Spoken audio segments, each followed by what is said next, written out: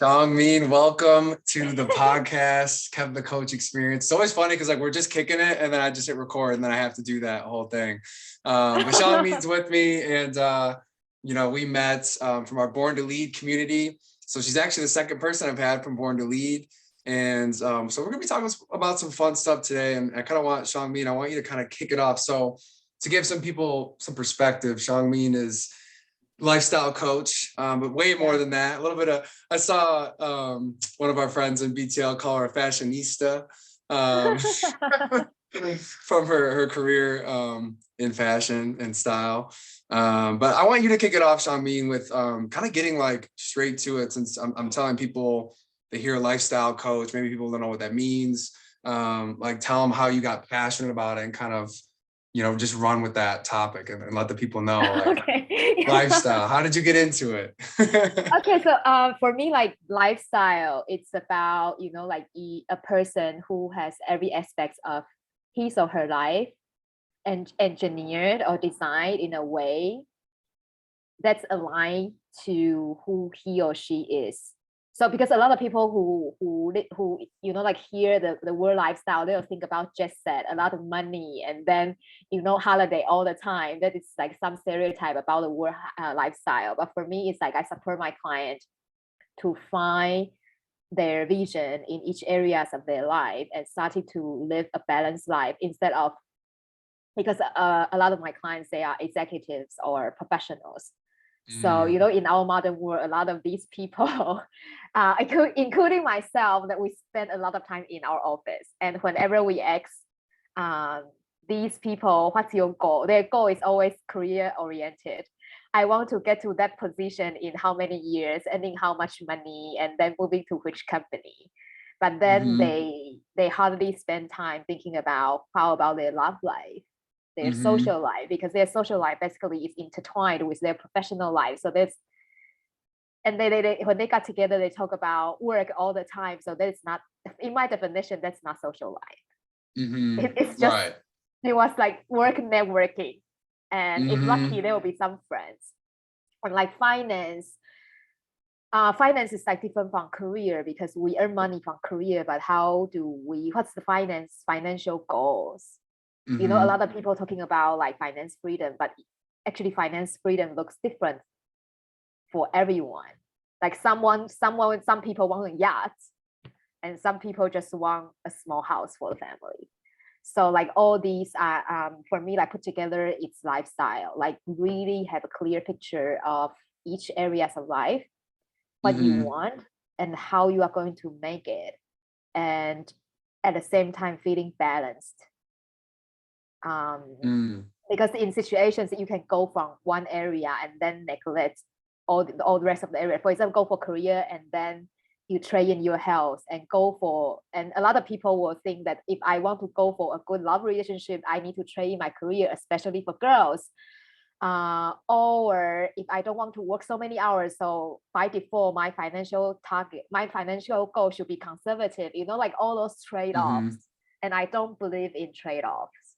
Yeah. So it's about like planning and then see the priorities and stack up all the results, like time after time, and then have a sense of balance according to that person.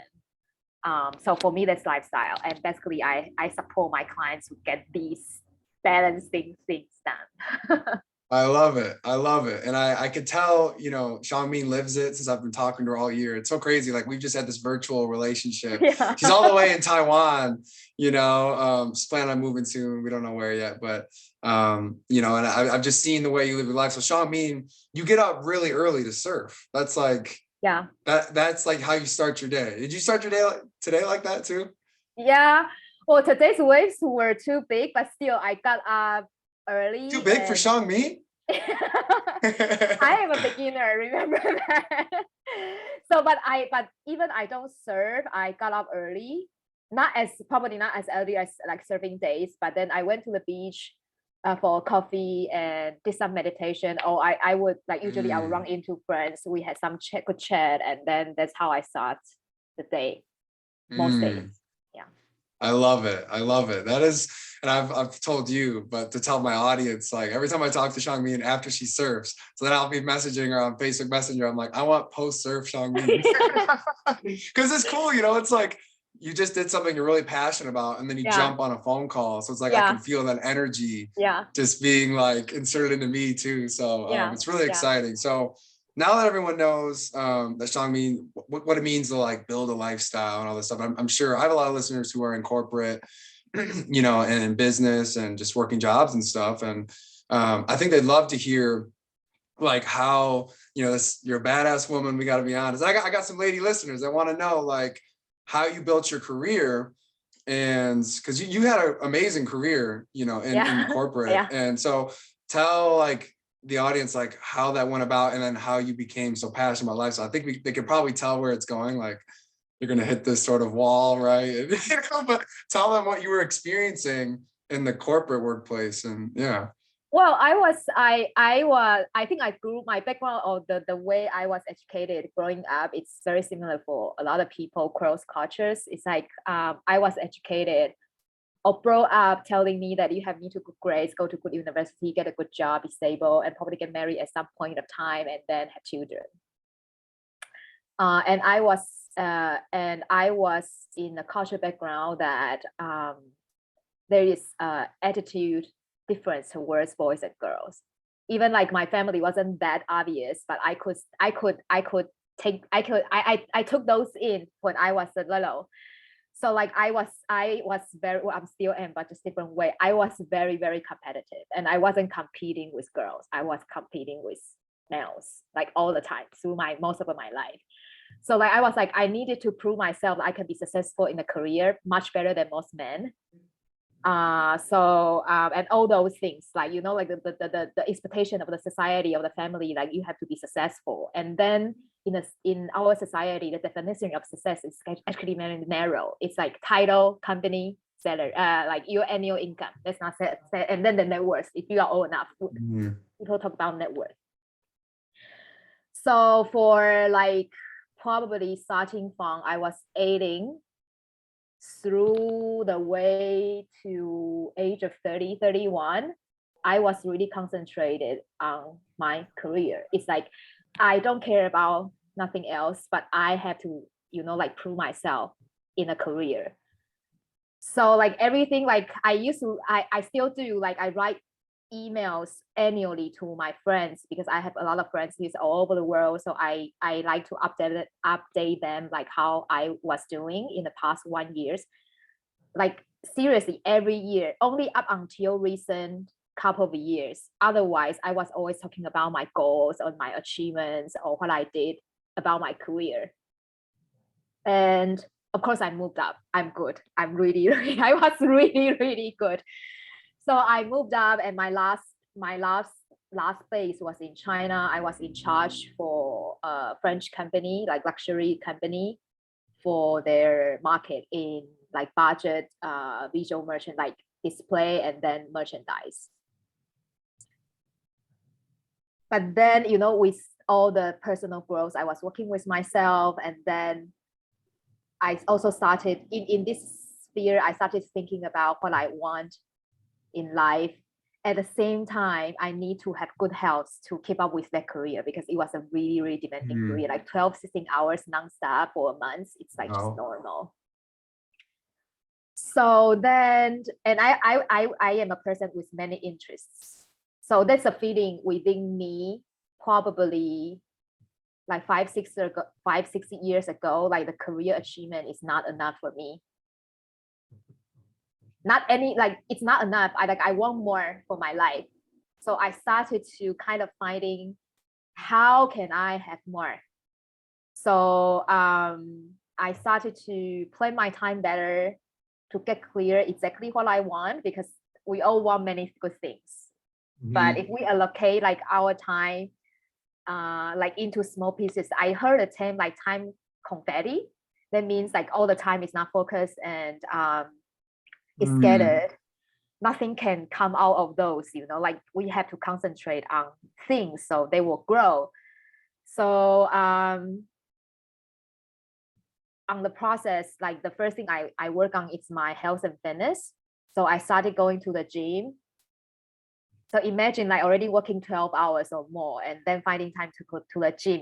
You need to work on something to find that time. And I guess like with this idea starting, it just not snowball. It's probably not wrong. It kept growing that I find more things that I wanted to do. For example, my last company was a French company. I wanted to understand whatever people was talking about in headquarters. So I went into a French class. I was into like coaching. So, and then like all the psychology stuff, I went to get my psychology counselor license. So then I realized that everything is possible, but you need to know what you really want and what kind of balance you are looking for. Because if you don't have this clarity in mind, it just, you know, a lot of people who try A and then gave up and try B and then gave up. And then it seems like they have all the opportunities they have, but nothing bear fruits. So like along the process, it's like I really started to embrace the idea that, you know, everything is really possible. It's just whether I have the courage to want them and go for them. Because my colleague used to think that I'm crazy. I work long hours. I got up at 5, going to the gym, even when it was snowing. And then I will, you know, like I ran 4 departments, but I still managed to get out of work on time most of the days. And then the business was there. My team and the whole company was hitting the business target. So that means my department was running properly. And I write for my friend's platform, and all those happening. You know, I went to classes during weekends and so on. So like they were people thought that how could I manage everything? You can't. It was intense, but there was the balance I wanted back then. So a lot of people thinking of balance is like feeling very chill and relaxed and not doing much. It's a misconcept. Like if you really look into the things that you want in life, you will find a way for the balance that you want. So like that's how I learned along the way through my corporate life. So in the end, I was kind of like coaching my team to have a life outside of work. I never encourage overtime. I encourage them to have a personal life and engage in things that they are really interested in and really think about their career paths, whether this is what they want or not, which is unorthodox, because basically most of the boys want their team to stay, you know, as long as possible. But that was not my vision for my team. So this was like my journey of my career life. And then I realized, you know, that the career is here to support me to live a life. I don't live my life for my career. And that's a huge shift, because I didn't grab onto the so-called sense of security coming from work anymore. And the opportunity just opened up. You know, I can see myself doing various things other than my job title define me. Of course, I had a very, very good job title, but it was just a label. And then, you know, when we are freed from the labeling, we are free. And it's just a really liberating experience. And later on, you know, doing all these things all together, and also my career progress and all together, around like 4 years ago, I started to consider, you know, I ask myself these questions all the time. Is this the kind of life I want for the next 10 years in my life? I basically had this reflection like every year. And things like I'm kind of like, I was kind of at a peak in a way, in that position, in that function, and consider the market size. So I needed to think about like seriously what I wanted to go next step in my career. So I asked myself the question: is this the life you want to live, and is this life or this career or this lifestyle is going to bring me to the financial situation that I wanted in the next 10 years. So I took these I asked myself like these questions over and over, because I had this thing that I wanted even more. I'm a greedy person, so even more. And like I wanted to surf. A corporate job is definitely not supporting the surfing stuff. Especially No, no way. especially I was in a city, so there's You're in no way China, right, Shuang-Min? Most of your career was in China? I was based in Shanghai for 8 years. So 8 years So in Shanghai. 8 years in Shanghai, 2.5 in Italy, and 3 years in India. That's like really cool by itself, like Yeah. for people listening to know, like you did all of this in different cities. Now, what company? So the French company, was that in China? Was it the same company? Were you being No, like transferred? I kind of reinvented myself a couple of times.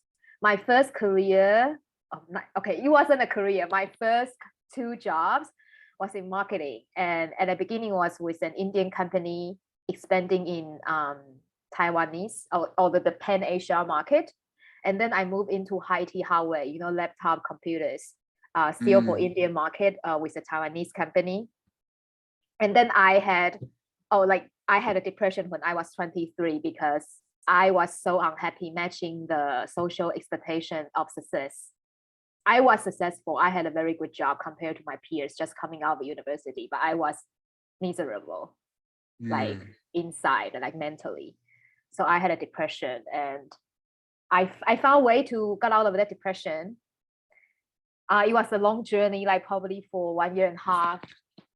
And then I decided right then, for the rest of my life, I didn't want to do anything because it was expected of me.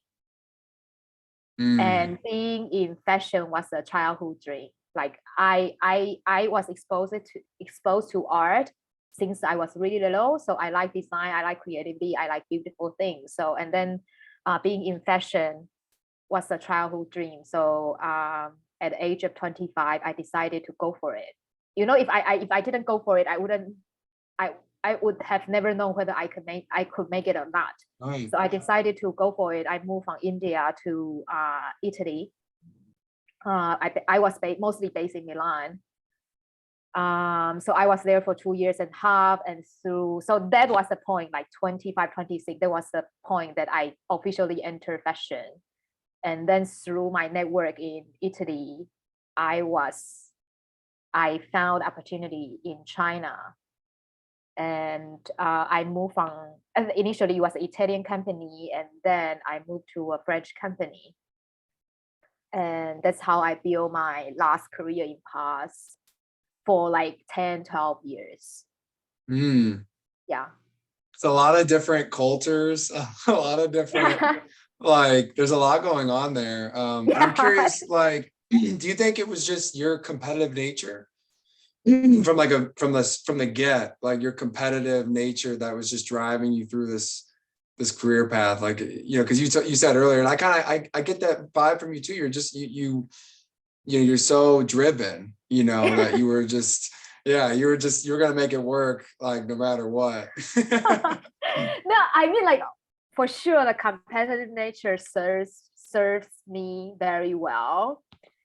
But I think like also like my depression experience, that after that I realized that the worst emotion a person, at least for me, that's my belief, a worst emotion a person could have, it's remorse, like feeling regret not doing something. So I told myself that I don't know how much money I'm going to earn in this life. I don't know how successful in society definition I'm going to be in this life. But on the day I die, I don't want to say I regret something. So I think that it's an even bigger driving force for me. Like, if I want something, I want to go for it. I can stand failing, but I cannot stand being regretful. And yeah, so that's one. And also like, I guess like even a lot of people would think like, oh, that's a hard life, you know, like you work so much in all the foreign countries dealing with immigrations, and you know, at some point of time I was struggling for money as well. But for me it's like, because I know I am just doing the things I want and I'm being myself. I wasn't called for, you know, being someone else or doing something for others' sake. So I was feeling really free and light. So Mm-hmm. for all those things, it's just experiences. Mm-hmm. And yeah, so that's another thing that I don't know where I got this. I haven't figured it out.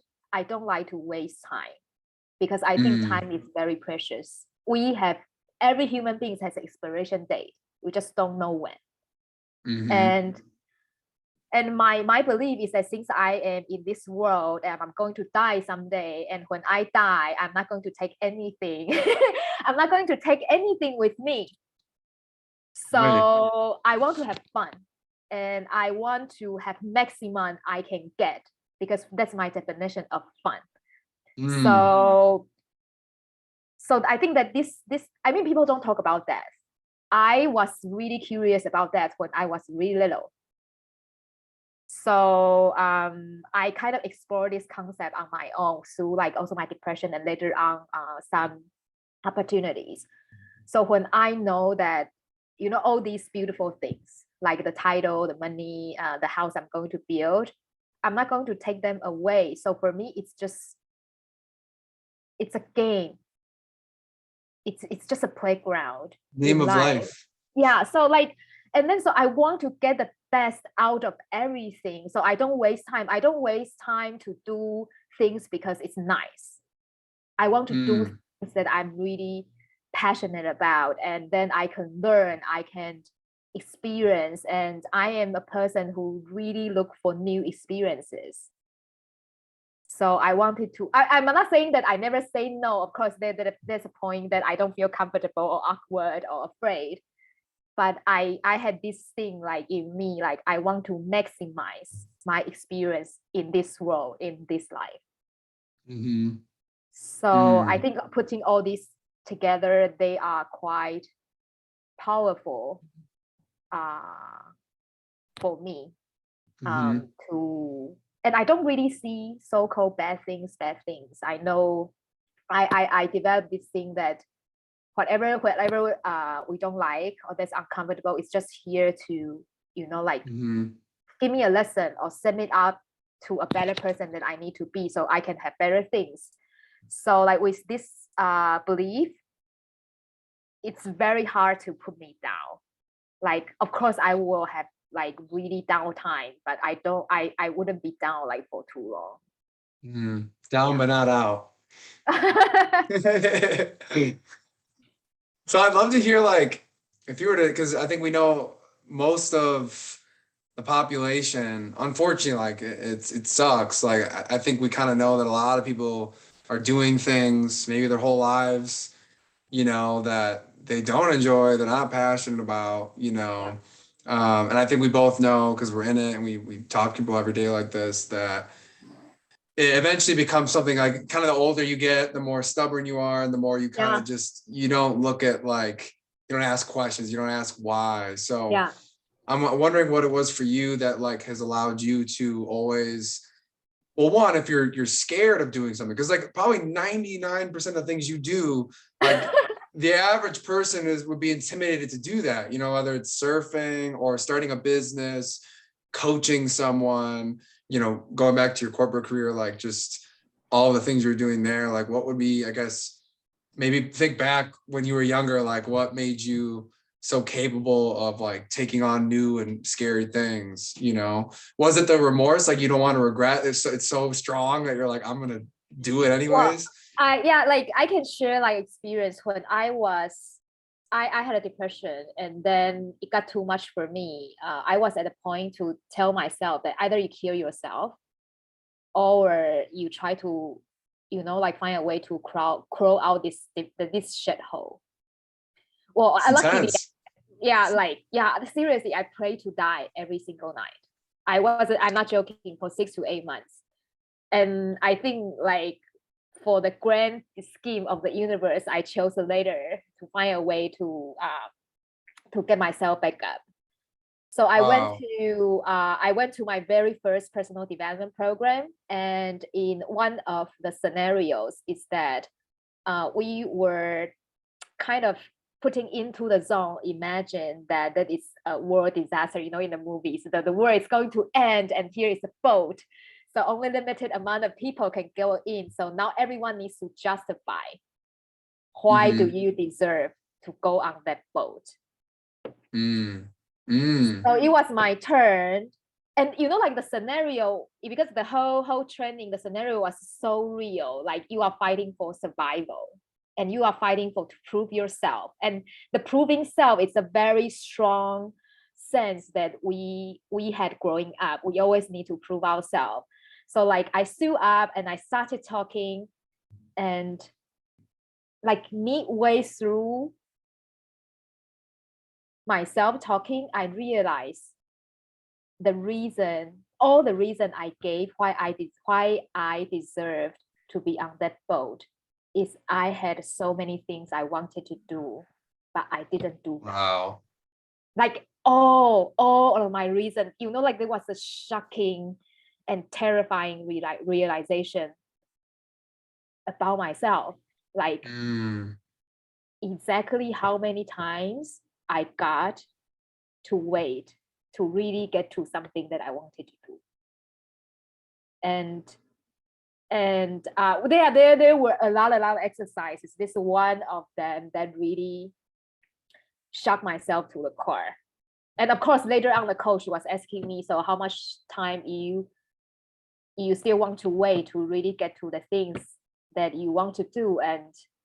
And so I mean, like I'm still scared. Every day now it's winter, it's our surfing season. So every day I went to the beach, like I started feeling like vomiting at home. Really? Yeah, it's like, you know, like Friday I got cuts and then bruises so badly I couldn't wear shoes because if I put my feet in the shoes, they hurt.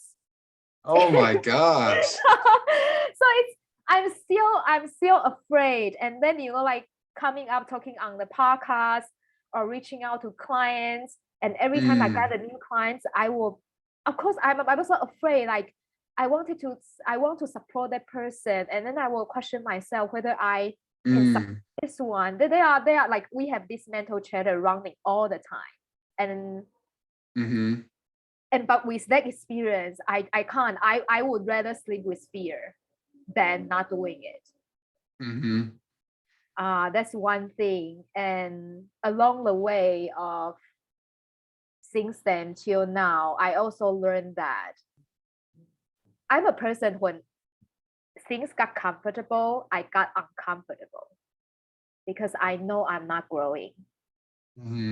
And or I'm not, you know, expanding my experiences, and that's a scary part for me.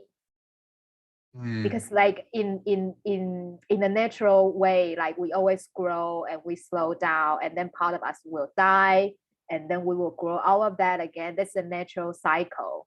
So when I get comfortable, I kind of, for me, it's kind of, okay, I slow down and then part of me will die, and then I need to grow out from something. So so I hate to be too comfortable. I mean, it's a really conflict thing. For example, most of the day I am afraid when going to the beach. But when I go in and I catch a wave, that is comfortable. That I know I'm doing something that I really want. I'm in the space I really want. So it's kind of a combination of both. And for me, that's the best situation to go through my day. Of knowing I am always at the edge. I'm not, you know, like pushing myself off cliff, but I'm at the edge. I have all the view of beautiful things that I created, and I am on my way to create more.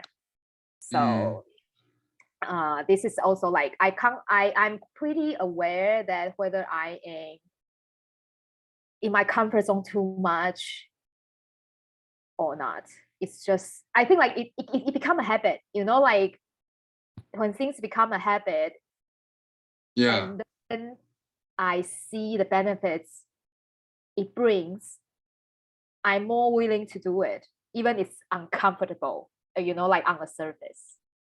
Right. Right. I think that's what we were just talking about is like people get, I mean, I think we both experience it to some extent, the habitual nature of just like Yeah.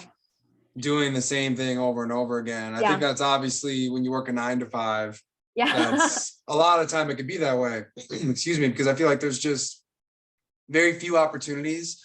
Because like once you do the job, that becomes mundane and you have to find ways to like add something to it. And obviously in jobs that can be really hard because usually the corporate world isn't like, it's easier to level up almost on your own, Yeah. than it is in corporate. I think people know that, like entrepreneurs and all that. Like that's kind of what we're talking about.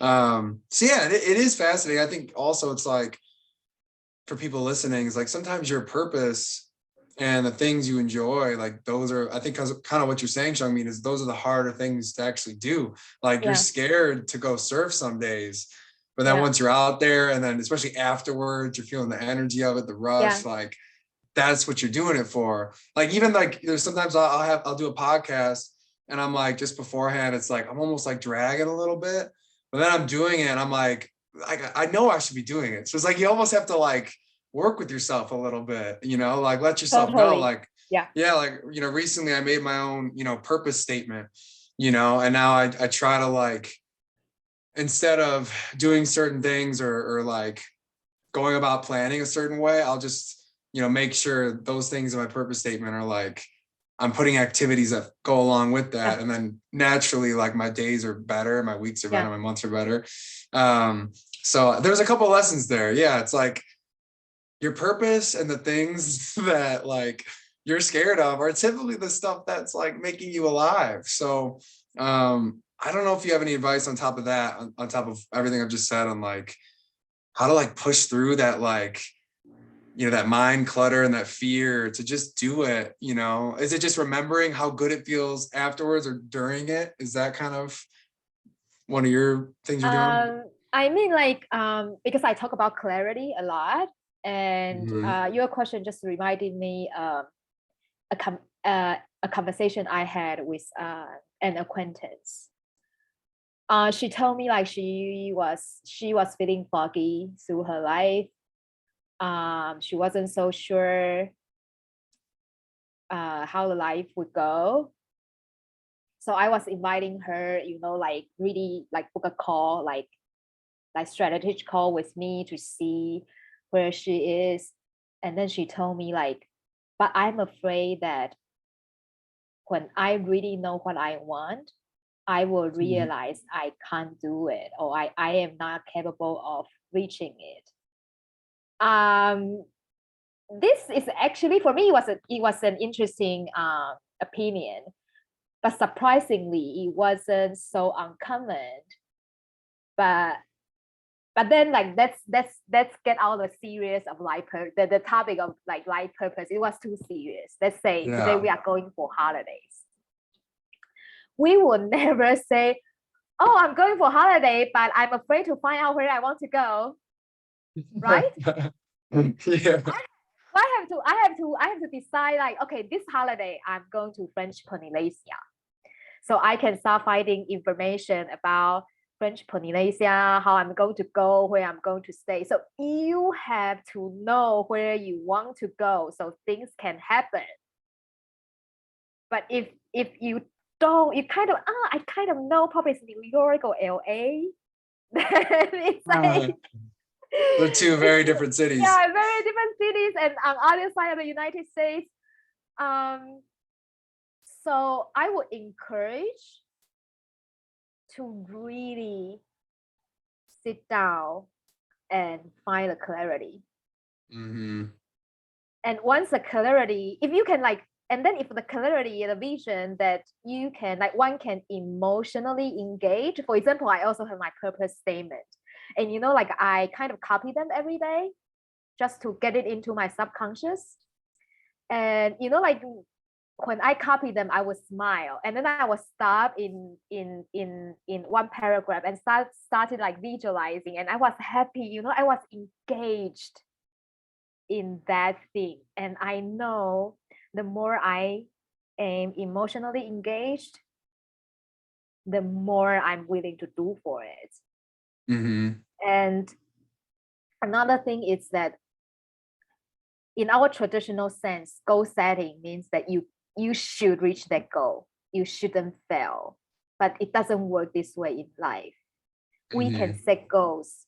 We do whatever we can to go there. But the goal is not our scoreboard of life. The process and the energy, the willingness, and then Mm-hmm. everything we put in to go to that goal, it's what life is about. But everyone, a lot of people taking the corporate goal setting mindset into their life. And so like it's just too painful because people will keep seeing themselves failing. And then they define failing as failures, which Mm-hmm. are two very different things.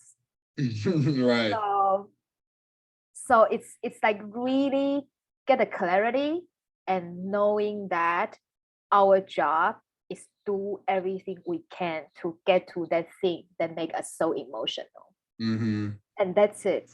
It's Right. not about validating how many years that I get to that goal, or whether I get to that goal exactly how I picture it. It's not life that it's that's if this is the way, you know, we don't need to create those. We can just, you know, like the movies, we have like this programming into all the people and everyone had each task. It will be much more easier, you know, simpler. Mm-hmm.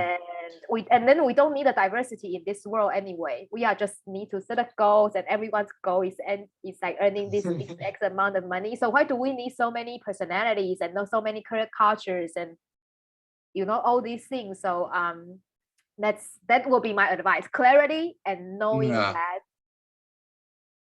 the importance is in the process of how much of yourself you put in. I mean, like personally, I believe I will get to whatever I want to go at a certain point of time when it's time for me to arrive. But if Mm-hmm. I am fixated on when am I going to get there, I will just ignore the whole process. I wouldn't enjoy the process. So imagine if a goal takes me 10 years to arrive, and I was so fixated. I'm so fixated on getting there. These 10 years, I won't enjoy it because every single day I will just be asking myself that how come I'm not there yet? How come I'm not there? That's not fun. And life for me is to have maximum fun. So maximum happiness and maximum fun. Mm. Yeah, so if like in this, I mean like this mindset served me super, super, super, super well. Mm-hmm. And I achieved big goals before, and I have even bigger goals for myself in the coming Mm-hmm. 3 years. So if I don't adopt all this mindset, it's just stressful all the way, and that's not good for the health, I have to say. Yeah. Yeah. Well, no, I mean, you know, the word clarity, you know, can be like some people think they have clarity, maybe they really don't actually, you know. And I did a post recently and I just titled it Conscious versus Unconscious. And it's something I've like become like super aware of lately, Yeah, very sensitive to, is just like unconscious culture versus like, you know, conscious culture. And yeah, to put that like simply, you know, yeah, spirituality is a part of, you know, being conscious, you know. And you yeah, mentioned meditation. So like yeah, for people listening, you know, obviously that's like where you get started, you know, like finding clarity. I truly believe like you really don't find true, like deep, meaningful clarity, like talking about your life purpose, like the relationship you want, the career you want. Like you really don't fully understand it unless you've taken the time to spend time like not doing anything, which is what meditation is, right? yeah, Like, yeah. yeah. And I think it's, you know, if so, if you're someone who's listening to this and you're like, well, I've tried all that other stuff, you haven't tried meditation yet. Like that's like so many people, I'm like, if you're having confusion in your life, it's because you're not sitting down with nothing and letting the answers come to you. You're trying to force things, and you talk about planning too, and sometimes we got to be careful with that, right? Because it's like sometimes we may over plan, or like put like so many weird crazy goals, that are like they're great, and it's like it's great to shoot high, like you talk about, like shoot high, and I think everyone should want to leave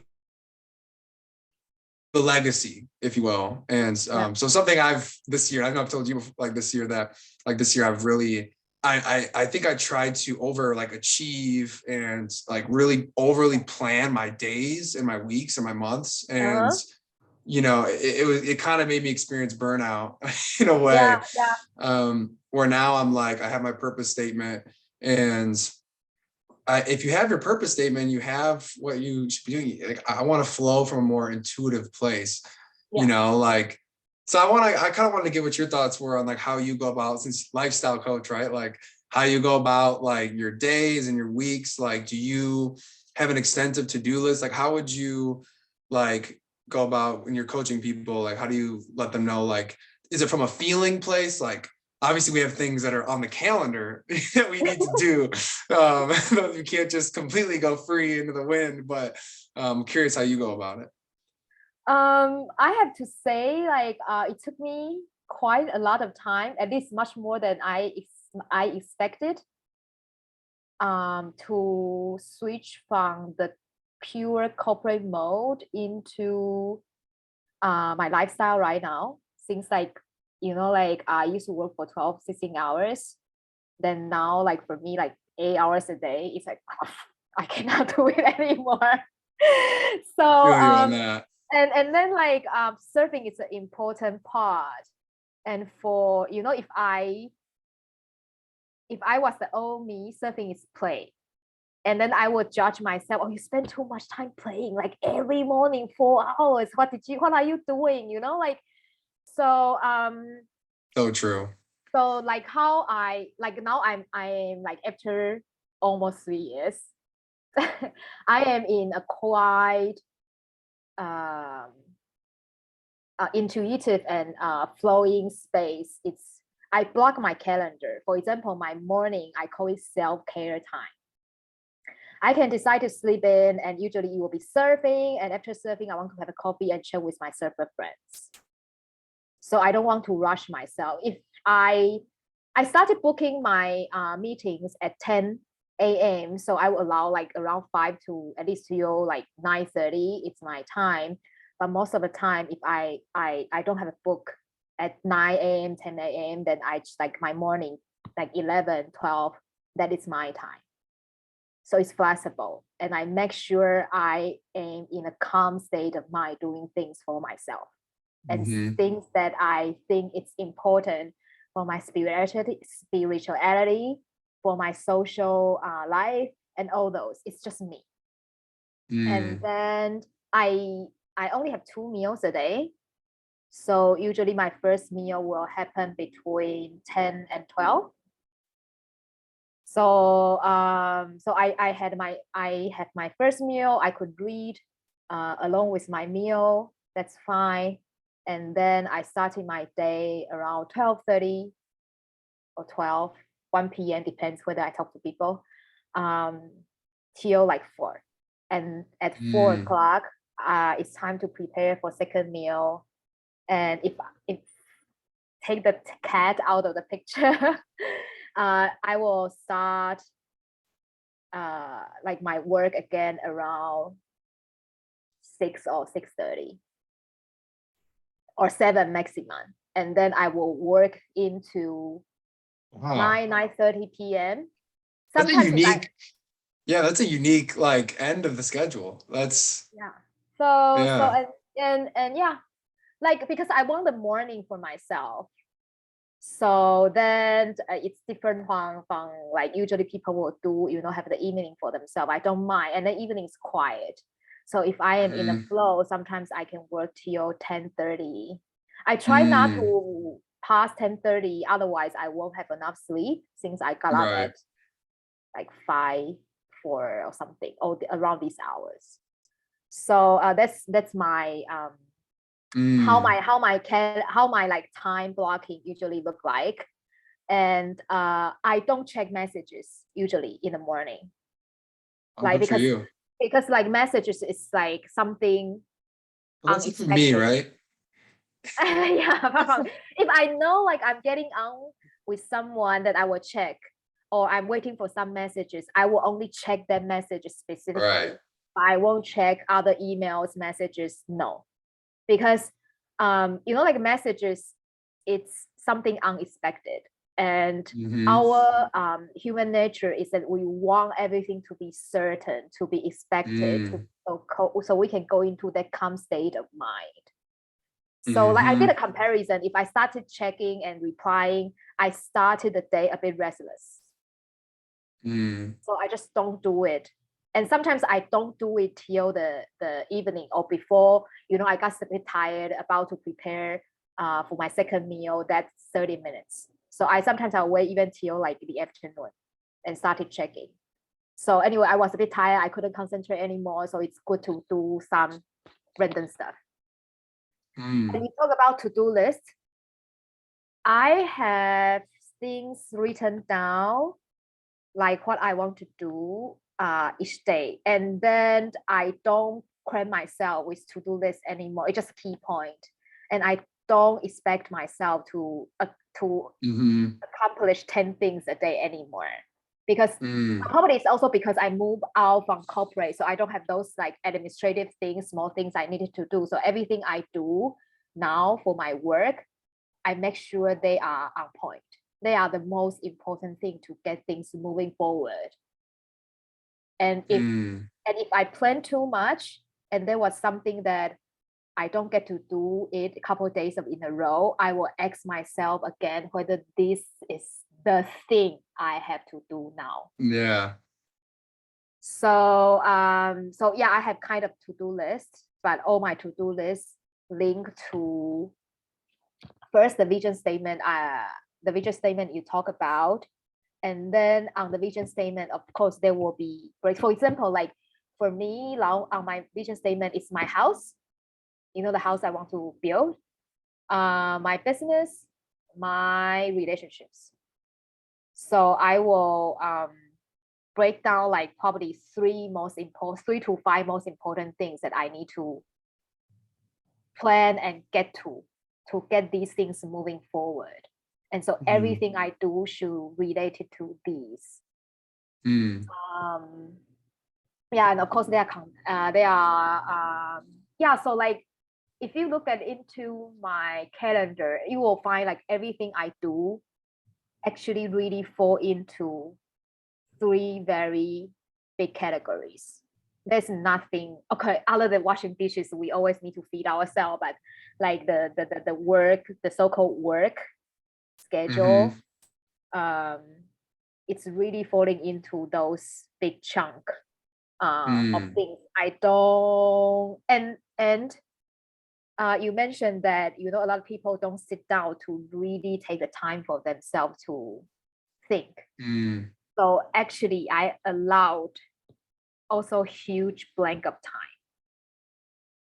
Well, because other than my morning, I have meditation and so on. And on my day off, I kind of allowed more blanks to have things, not thinking about things. And I also like try to myself, I don't do it like perfectly, but I will always remind myself that the vision, it's always first. So I need to spend time on it. Because we always have the urge that, I need to do this one thing because it's on the to-do and it's going to help me. But if the vision is not constantly on point and connected, all those things doesn't matter. So, and of course, like I think we both know we are on this journey of creating our own business. Things can change really fast. So, and then how we want to run our business and the resources we need for our business also change pretty fast. So like the time to review, to think, to ask, is this what I need and what I want right now going forward? It's very important. I used to do it like only once a year, but now it's like every month. So like taking time to really sit down and be alone, I think is also very important. Whether you are comfortable being with yourself, it's a very, very important skill as well. So yeah, like so this is how I plan my day. And I don't you like, don't really plan it all that much. I don't really plan it that into the details, like incorporate. I know which time I need to finish which reports, which I need to meet which boss, which teammate. I don't plan down to the dot. I just keep the key point in mind and see how I'm going to lace them into my day or into my week.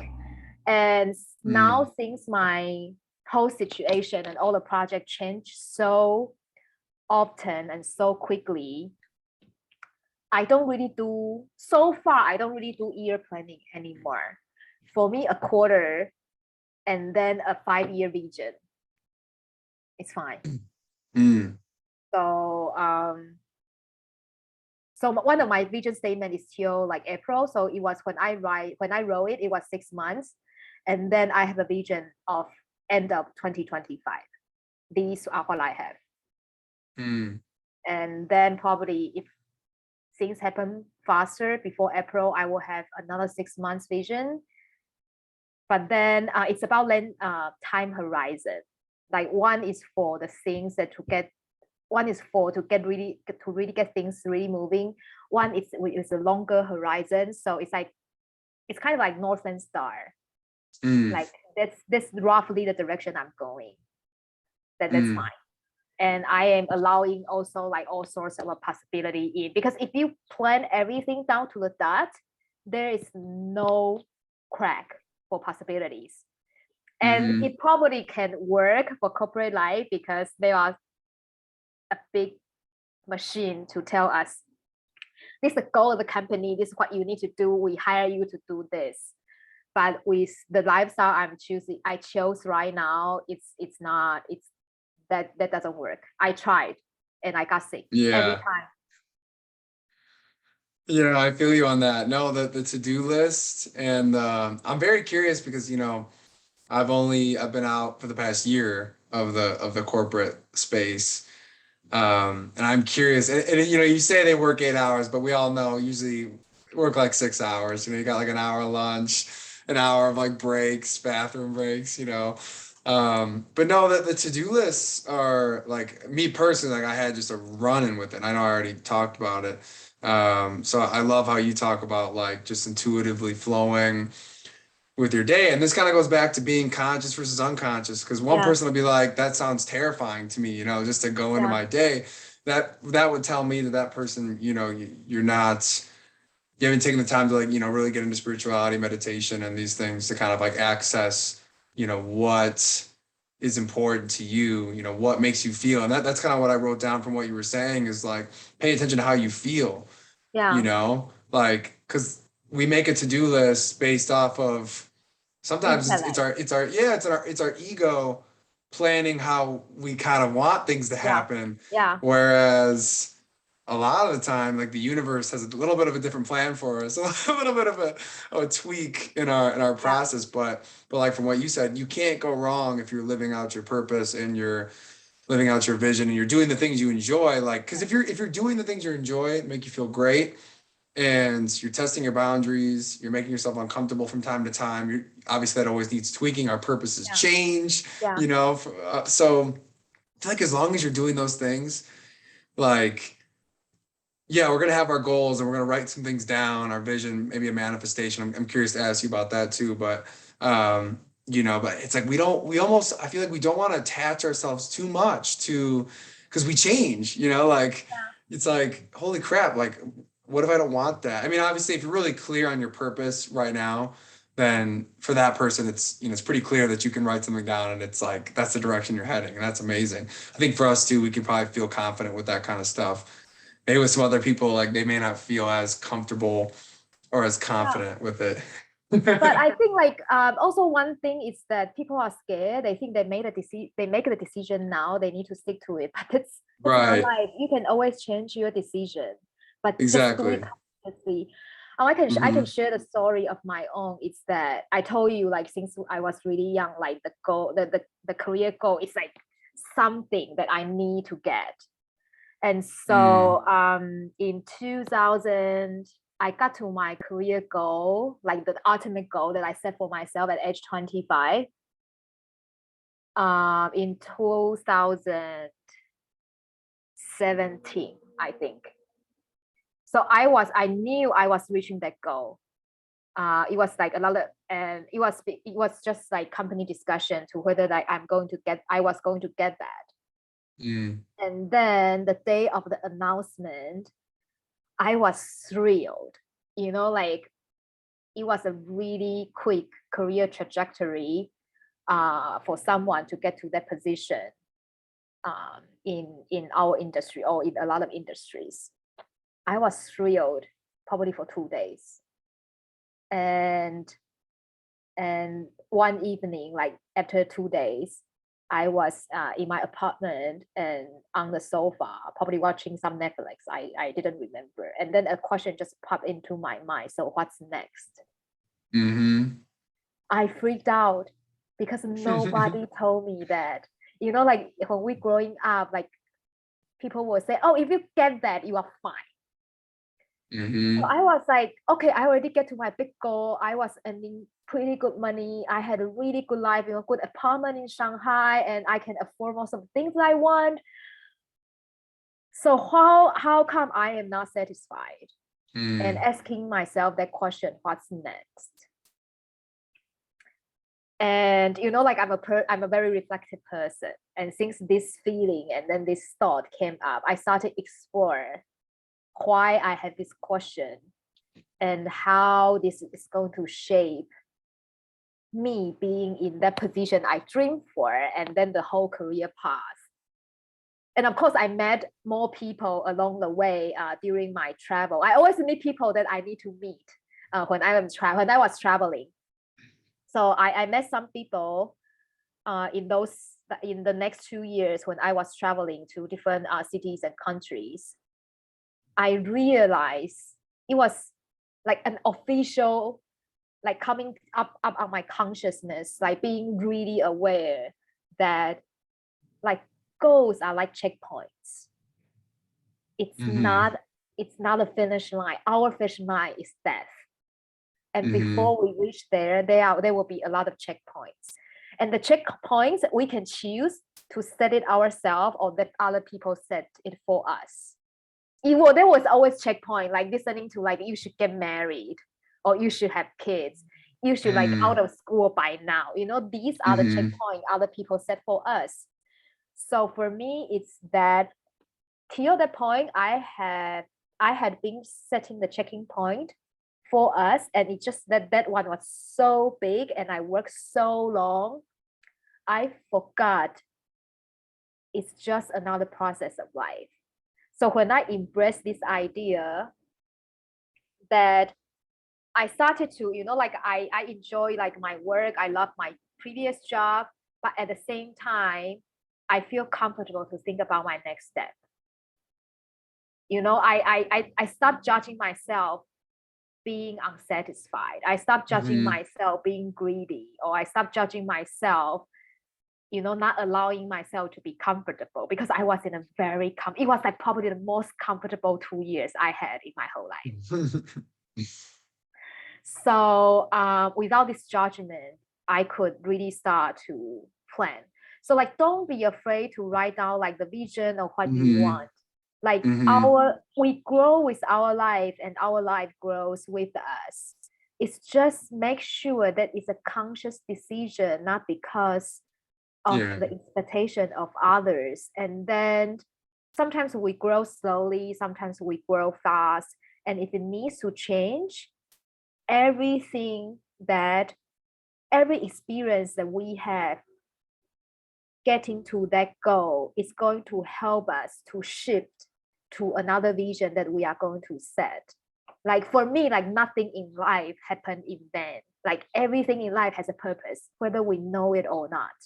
And it doesn't matter whether we know it or not, it's just be there. And then if we can learn something from it, it's great. If not, just be there, experience the experience. It's going to set us up for something that we want in the future.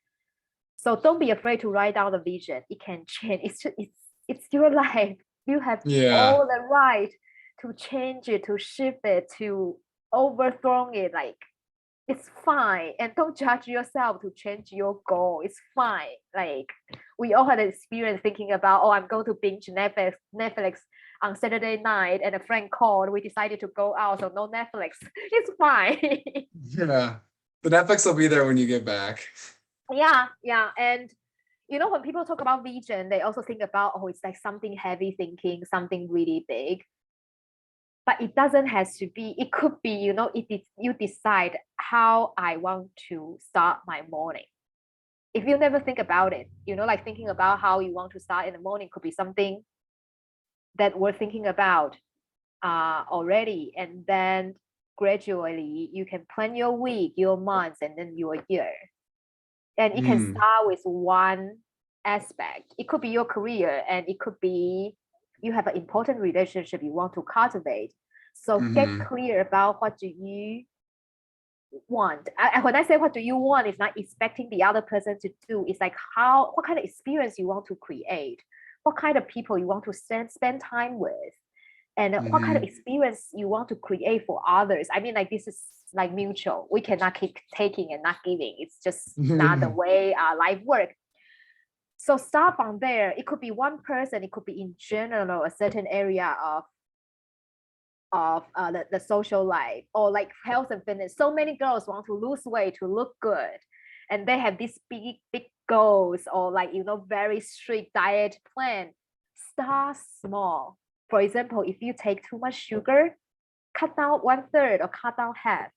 Be that be the vision that you can stick to. And when you can successfully like really control yourself to cut down 1/3, go for the next vision to cut down half. And then when you get used to setting visions and setting these kind of goals and setting things in motion, that you can have, like, for example, one of my goals at some point is to have the abs. Like, girls has these 2 lines. And that took me 5 years. So Guys can get that too. that's that. And like when surfing, I never set a goal that I'm going to surf a waves that is like like one like 10 meters. No, my goal is always like, okay, I want to be on the board as much as possible. Okay, I just want to make a little bit of right turn this month. And then all putting together, I'm here today, serving a totally different kind of waves compared to last year. So the vision doesn't have to be heavy, big, or something you can brag about. But it has to be something important to ourselves. Yeah, you hit a lot of good stuff there. There was there was a lot of good stuff there. I wrote down a couple of things. I think the starting your morning thing, like, because I look back at my journey and I'm like, I don't think really anything started to happen until I set aside some time for myself. Like you said, because it's like, if you just literally are barely making it to work and barely getting to bed, like, I mean, hey, a lot of times your 20s is spent figuring this shit out. Obviously people on different maturity lengths, like quicker because their life happened a certain way where they're like mature at 18. Maybe that was you, where you were like super mature at a young age. There's some people who are maybe in their 20s and they're kind of like messing around. But anyways, I think that's a really important thing. It's like, if you could start anything, maybe it's like you look at your morning. I think morning, when you get up and before you go to bed, routines that make you feel good and get you to a peaceful place. I think almost every entrepreneur, successful person, like if you read their books, like or whatever. I always see it on social media and stuff. It's like, but it's true. As much as we look at it, it's But like it's true. It's true. you might think it's annoying or goofy. Like Mark Wahlberg gets up at like 4 a.m. every morning. He's like, I'm up. It's time to work out. You know, it's like whatever. That's his thing. And Yeah. that also kind of gives me another point is like our thing, like your thing and my thing might not be your thing. And I think that's also a big part Yeah. of everything we're talking about is like we're giving advice and we're giving like inspiration, if anything, Yeah. to do what you need to do and a little bit of a step-by-step Yeah. for some of those things. But at the end of the day, it's like people have to pay attention to their own intuition. Like, how can you start your morning, you know, that's going to make you feel great and start to prioritize the things in your life that you really want to do? You know, is that a journaling practice? You know, Yeah. meditation, stretching. I do all of those things in my morning. I think it's great. You know, it's like sometimes I spend like, I think maybe this is you too. I spend like way too much time. I'm like, holy crap, it's like, but I'm like, I'm really enjoying it. And I'm like, yeah, sure. There's part of me that's like, I should probably like go, and that's, I think that's the ego talking. And that's a little bit Yeah. of like our past former self talking. Yeah. That's like, you need to go do something. Yeah. But like, but we both know like what I'm doing right now is very beneficial and it feels amazing. So that there must be some Yeah. value in that. So yeah, I think the starting your morning thing is amazing. And I know you talked about like society's goals. So Yeah. there's kind of a theme there. It's like, you know, the whole society thing. I don't know if you have people in your circle, Shuang-Min, that tend to say things like, ah, man, you know, I probably should get married soon, or like, you Oh, know, my like parents, they are constant reminder of how society expected of me. So that's like, you know, it's my mom too, same way, Shuang-Min. She's like, Kevin, you know, it's just I swear to God, Shuang-Min, it is every day. Every yeah. day she So I somehow she don't live says with that to them. me. Yeah, Yeah. yeah. I'm like, well, she'll even if it's a text or a call, you know, like she's so funny like that. But I think it's just obviously a generational thing, you know, like, but it's such a problem, you know, that people think they have to do things. They're so attached Yeah. to that society standard. It's like, and they don't even know it because it goes back to the Yeah. unconscious Yeah. Yeah. sort of Yeah. living. Yeah. Like I hear my friends sometimes, and you know, they'll be, I can kind of, they don't know they're doing it, but they're like, you know, might get that ring soon, or you know, I probably should get married, or I got to get a girlfriend. You know, it's like, I do you like, I don't know, like, do you want to do that? Like, is that what you Yeah. want to do? Because if it's what you Yeah. want to do, then great, you know, do it.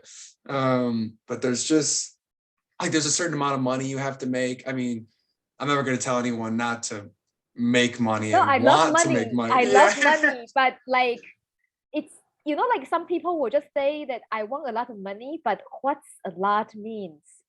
If you Hmm. really want a lot of money, sit down, do the plan, and Hmm. visualizing the lifestyle you want. The lifestyle I want is going to cost me a lot. And I am ready to do whatever to get there because I know that's what I want. And nobody expect me to do that much because that's not how I grew up and that's not how my parents expected me. But that's the lifestyle I want. I really sit down. I can, like we did this exercise. So like we can, like, I love money.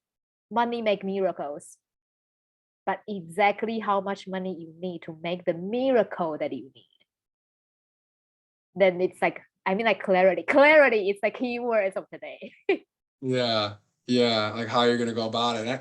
I come from the belief too, but I'm curious to hear like what your opinion is on it. Like kind of what I said earlier, like, I think like I'm definitely, I have goals and I have things like a manifestation vision. I'm kind of new to that. Like, I mean, I've been doing manifestation for a while. I don't know if I think it's like, it's great, but I've come to be lately, like, I'm just going to do the things that I love, and like life is going to play out amazing, you know, from that way. And kind of when you're talking about money, like, so let's give an example here. Like, if you're like a naive kid, right, who just loves playing soccer, you know, and he just gets really good at soccer.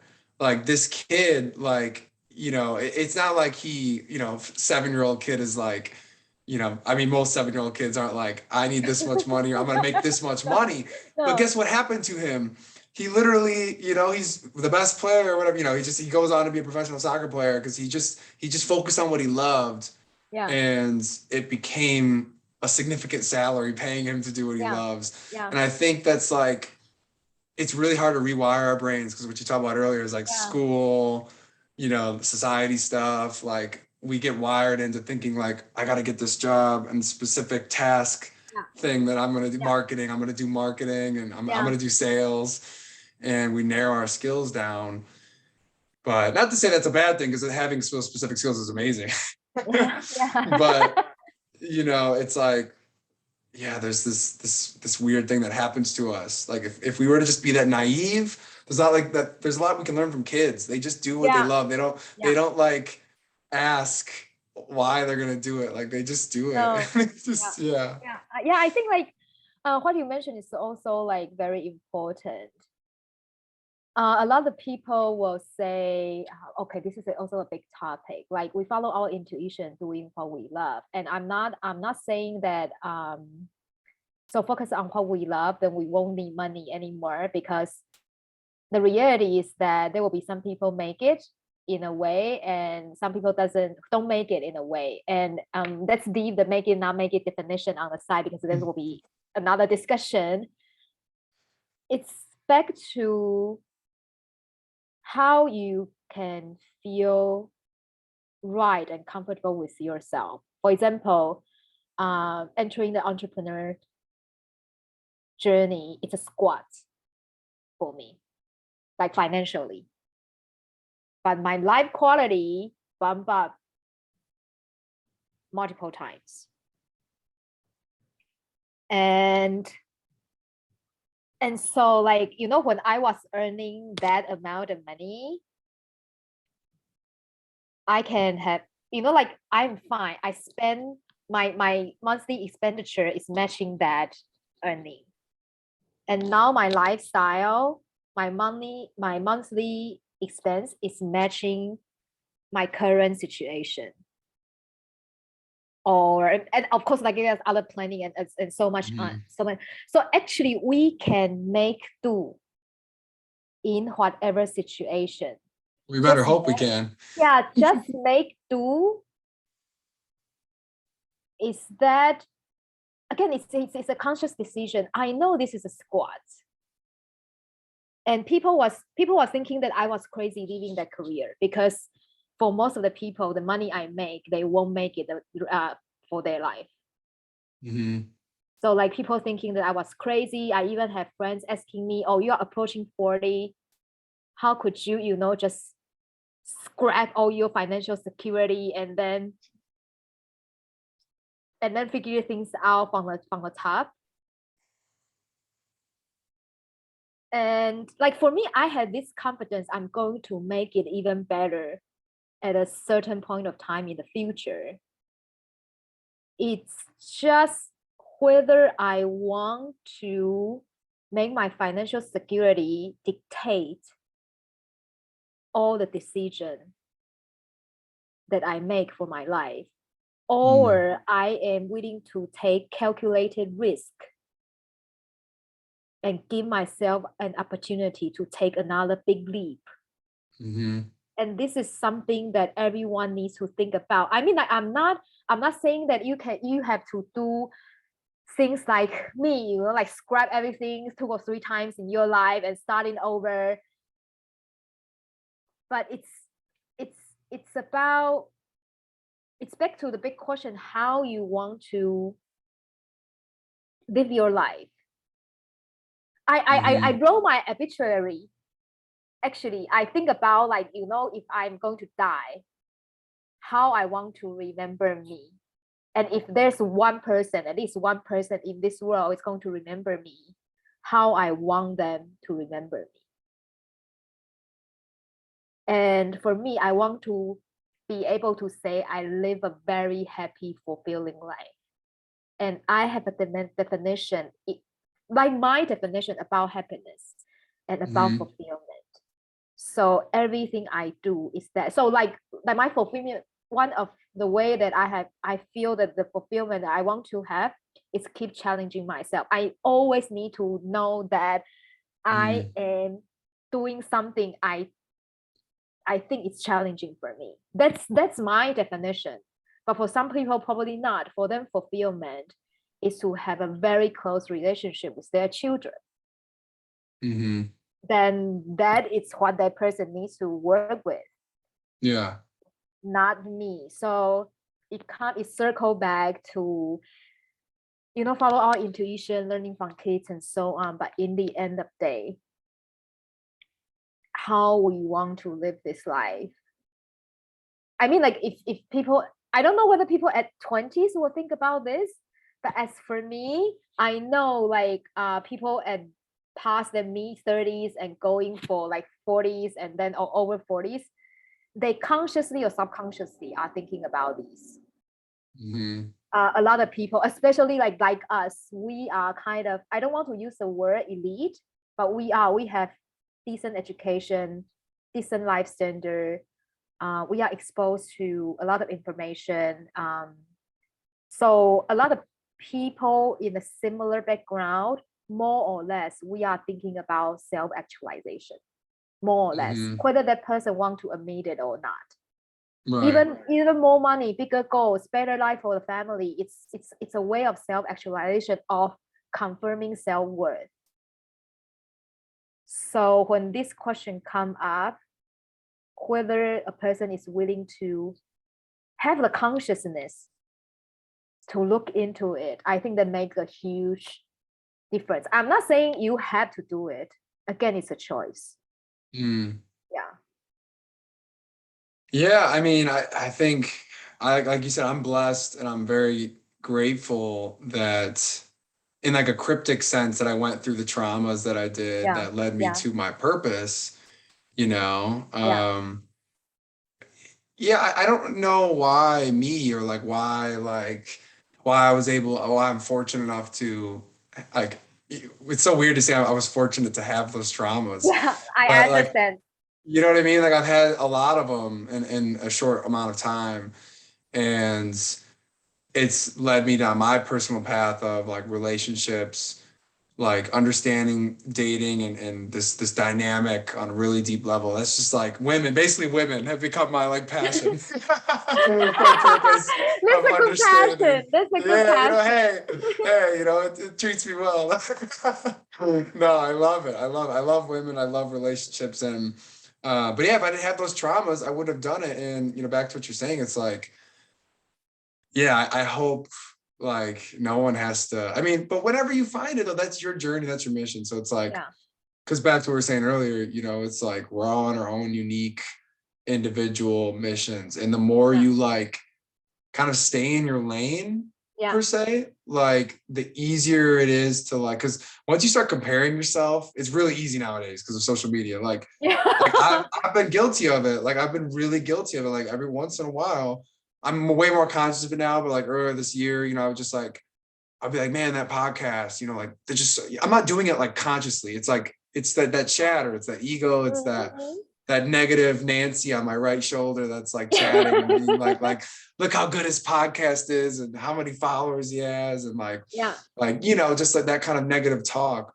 But like that's why you kind of have to remember your mission statement, why you're doing what you do, and stay in it and not get caught up. Because I think that's the one thing that really holds people back, is kind of that like they have to start from zero. I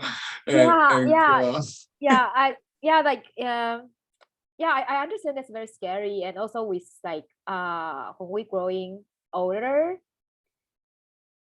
in general, we have much more to lose. For example, like the decision to move to Italy compared to a decision to move on corporate to where I am now, it's not the same level of decision because I had nothing.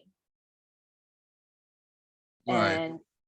And when I decided to leave corporate, I had so many. So it's a different level of decision, and And but I think like there's a saying like everybody heard, if you don't make a decision for yourself, people will make it for you. Either way, your life is composed of series of decisions, consciously, unconsciously, by yourself, by others. Right. And I have to say, like, the personal growth or the personal path is not like, not everyone is willing to take. And I think both of us as a here, also like doing the work we do, it's because we are aspired to support people who decide to take this journey. And we know, like, for us, we will never turn back to not being on this journey anymore. You can't go back. No, like, sometimes it's fucking hard. Oh yeah. But like we won't choose to start over and not experience it anymore. So Absolutely not. yeah, so it's decision is something that is very, very, very important in life. And then I think the key word is like decision, clarity, and you say like consciousness. There are a lot of things like to talk about, and then like getting into what we get into. And you say stay in your land. Yeah, like stay in your land. I wrote something the other day, like I think the title was something, the only thing and place you need to fit in is a grand scheme of self. So it's ourself that we need to fit in, not the society. Of course, please don't kill someone and break the laws, but but yeah, but this with our education, there's a lot of work we will need to do if this is the journey we choose to embark, to get back to ourselves. This is we are not lying that, oh, this is a better way or it's the easier way. It's not. That's the funny thing, is like, you think, at least it might be easy to think that now that you're doing this, like, oh well, you know, it's your passion, it's your purpose, like life's easy now. And I think maybe people who are living maybe more unconsciously, they're not living out their purpose yet of their life, they maybe look at those people like on social media and be like what an amazing thing, you know, it is. And you know, to just be you know, but like it doesn't get easier. That's the weird thing. It actually like almost like it's easy from a sense that, you know, it's making you fulfilled and all these really positive emotions that come from it. But like we said earlier, like it's scary to do some of the things, you know, like especially the things that you know you're gonna have to do, like you know. And but then you just you take a step back and you're like, but this is what I'm meant to do. So like, you know, then you stop worrying about it. I like you just remind me something, because I think language is a very misleading media to communicate and to understand the world. But unfortunately, that's the only tool. In a way, that's the majority, the tool that we use the most. So when people talk about an easy life, probably they will think about there's no hurt, no pain, no, you know, those things that we don't like. That doesn't call life. It's just surreal. So I mean, like for me now, with all these things I need, all these challenges, it's definitely an easier life compared I need to live on other people's standards, because I'm happy most of the time. I feel calm. Even when I'm anxious, there are part of me is calm. So again, like whenever you use some words, you say, like, if you someone here like listening saying that I want an easy life, exactly what's easy look like to you. Because I mean, like, you know, I talk about surfing a lot, and surfing, I always say, it's my spiritual partner. And I before like this podcast started, I just told you, like, I got hurt so much last Friday for surfing on both of my feet. And the other day, a friend, he is a very seasoned surfer, he looked at my injuries and he told me, like, if you are still here next year, things will get better. And then, you know, like when he said that to me, I had this, I wrote about it as well. Like, yes, we will get better in things that we love. And at the same time, we will get better of being hurt. And this is just the combination. Everything in life is a balance. If there was no happiness, there won't be sorrow. This concept won't exist. So for me, it's about, if I need to get hurt, I want to get hurt because I was doing something I love, not because I'm doing some stupid things that I'm going to regret or I don't even enjoy. And I mean, like, that's also, I wrote about it because when my friend told me that I was really emotional, he didn't tell me it won't get hurt. He told me it will get better, and they still get hurt. They have been serving since childhood. So we will always get better in everything, good things, bad things. That's just the balance of life. So if someone's still in the mindset of, I want to avoid pain, or I don't want to feel that, think about it. You are just kind of kidding yourself that it's not going to happen. It will happen. If we can avoid pain, there will be one person, at least in this world, never know what pain feel like. But I don't think there is a person in this world. It's really impossible.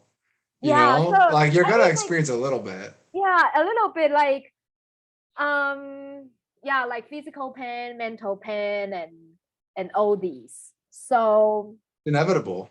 it's more about how we connect to it and then come out from it. I think that it's more. I mean, like, I will still go into surfing with this feet. I will take the pen the rest of the day, but I still need to go in surfing because that goal is bigger than what would happen. So yeah, so like it's really about whether we know where we are going and how important it is to us. Yeah. Just staying in tune with it. Yeah. Block out the noise. That's something I've come to like. Yeah. Block out the noise. Yeah. Like there's a lot of noise, your own chatter, your friends chatter, you know, like your family chatter. Yeah. There's lots of things that can like push you off, you know, and especially there's just not a lot of people that are, you know, it's I feel that energy from you, and I feel it within myself that I'm connected, you know, spiritually, you know, to my mission, my path. And you know, people won't understand that, you know, and the things you're trying to do, people won't understand it. More like the average person doesn't really get that. And that could be tough, but we love it, so we do it. Yeah, I mean, like it's about, it's like, it's really like, if like people who are listening, whether they experience something similar or they are attempted to see how this looks like, just take the first step. You know, if you feel like this is not what I want, you can always turn back. But if you like if you never try, you never know. Yeah. And like, I can guarantee this will make life much lighter and much easier in a grander mental feeling. This is no doubt. You know, I have a good example of that because, you know, I'm almost talking as if I've been doing this forever. Yeah, I know. Me too.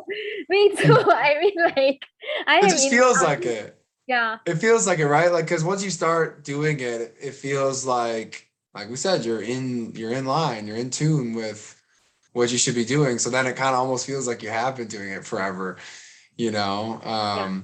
But the reason I brought that up is because, like you said, it's like just getting started. Like if you have, I called it was like an itch. It was like a voice. Like I knew part of me, like my journey, you know, the guys that know, that listen to my podcast, they know what's going on. Like, you know, I had these traumas, like these 3 relationships, like back to back to back, just didn't work. And I'm like, what is going on? Like, obviously at the third time's a charm, you know, like it's gotta be me. You know, it's got to be me at that point. You know, it can't, like, you got to face the music. You got to face the music. Like, there's something going on here.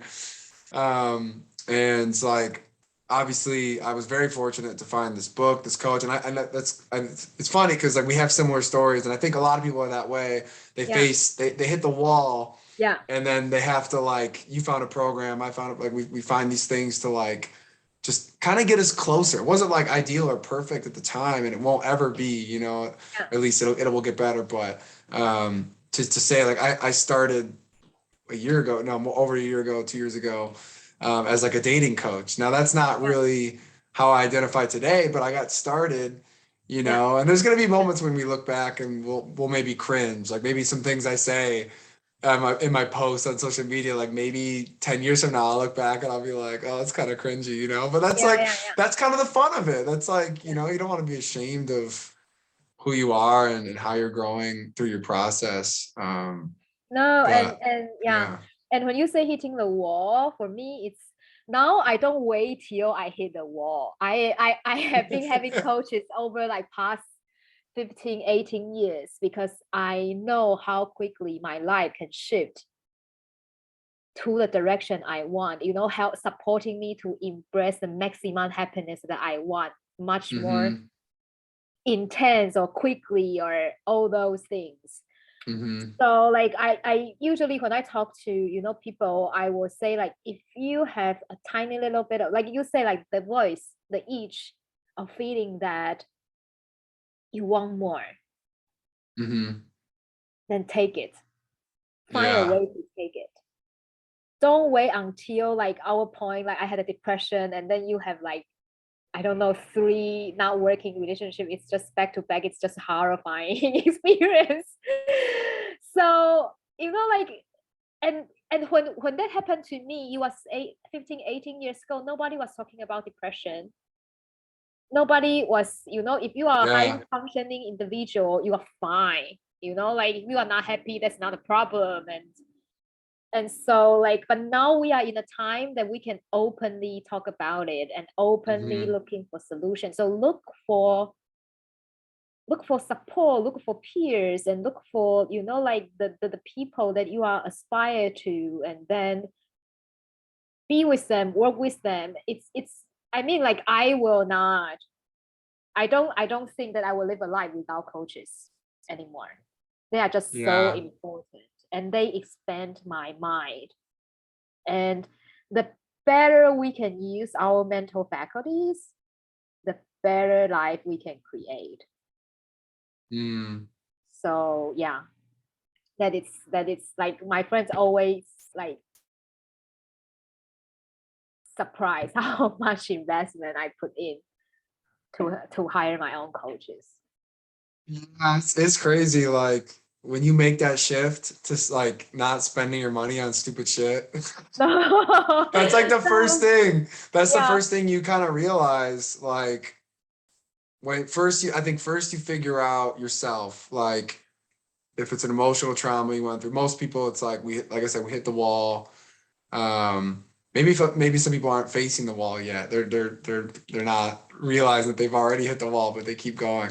Um, but I think that's super important. And you know, you do realize you start to spend more of your time, your energy, and your money on conscious things that bring value to you, like you as a person yeah, and where you're trying to go, instead yeah, of before.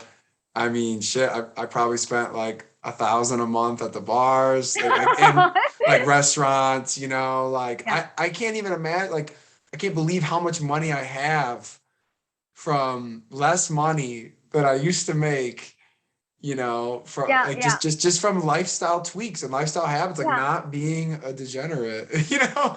But I want to be like also just very understanding. You know, people are going through their own phases and their own journeys, and I don't want people to listen to this episode or any of my podcasts. I always try to like bring it back a notch because I like to hold people accountable, but I'm also like you said earlier, like we're taking small steps here. Like, you know, yeah, you're only doing what you're capable of doing in this present moment, you yeah, know. yeah, But it is amazing, like you said, like when you cut out the bullshit, you stop spending like a ridiculous amount of money on clothes, or like, I mean, obviously you want to look good, but like not just yeah, being outrageously yeah, like flexing for people, like maybe buying a car. Like thank God I never got to that point where I was doing any of that kind of outrageous stuff that like I don't need, like, because it just, we got to think. Here's a thing I want to bring up earlier, is that we have to think long term. And I think that's where people, they fuck up, is they don't realize that, like, they don't want to start at ground zero, because, but they're not realizing that ground zero, like it'll be fun if it's what you enjoy, first of all. You know, ground zero is fun if you like it and you're enjoying it. So remember that. But then also remember, like, you have, like, time is this sort of like, yeah, we have an expiration date, like you said earlier. But like at the same time, like time is our resource and our valuable, like, energy space. We don't have to like totally freak out about it. Like, you can spend 20 years like working on your business if that's what it takes, if that's your journey, and then all of a sudden you get that 20 and you just, the thing happened and whatever. I tend to like think that way. I believe like everyone's on their own journey. You know, some we got some Justin Biebers out there who at 14, you know, he was already Justin Bieber, you know, but like, but then there's other people who are like, they hit 50 and like, you know, like we tend to pay attention to the younger, you know, getting successful overnight thing. And it, you know, in some cases it's very much feasible nowadays with social media, but going on a tangent, but you know, there's a lot of important things that you mentioned, and a lot of themes to this. I mean, like, there are a lot of topics we talk about. We mentioned today can be another like another topic to go inside. But I think like lifestyle, like back to the very beginning, lifestyle, it's not painting a fixed picture of things. Lifestyle is an involvement with our life in each and every aspect. And for everyone, actually, that should be our biggest project in life. So we think our biggest project in life is our career. I'm going on the limb to say you are looking things in the wrong way. That's interesting. Like, so that's like unique to how you said earlier, but I like it. So you're saying like almost focus, you're basically you're focusing on the present moment so much because that's lifestyle. Your lifestyle is right now. It's how you spend your hours of the day. And your career, that's like 50 years, you know, 60 years, like that's really long. It's I mean, we mentioned it, like, of course this is society wants, but like if we are going to end this podcast, I would say like we like life, our lifestyle along the way, no matter how they evolve, life is our biggest project. Like, I love that. That's the thing why we are breathing. And so like if you think that you need to sacrifice a lot for one thing, no matter whether it's a career or because you love someone and that person require you to sacrifice everything that you are looking things in the wrong way. Because life, it's why we are breathing, and it's the biggest project. And life is many things. It's not to let go one thing for another. So if you are in the mindset of let go one thing for another, look into it, because I don't believe it, and that's not what I support my clients to do.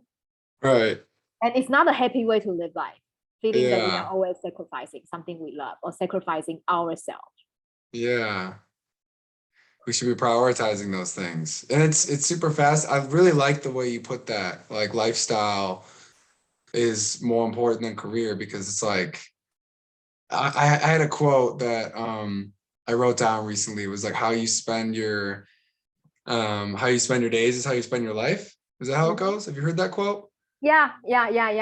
So it's kind of like along with that. It's like, hey, like, you know, take a step back here, you know, like for whoever it is, like if you're in a space where you're just grinding at something that doesn't feel right, you know, maybe that's a calling to that quote, like you're spending your days horribly.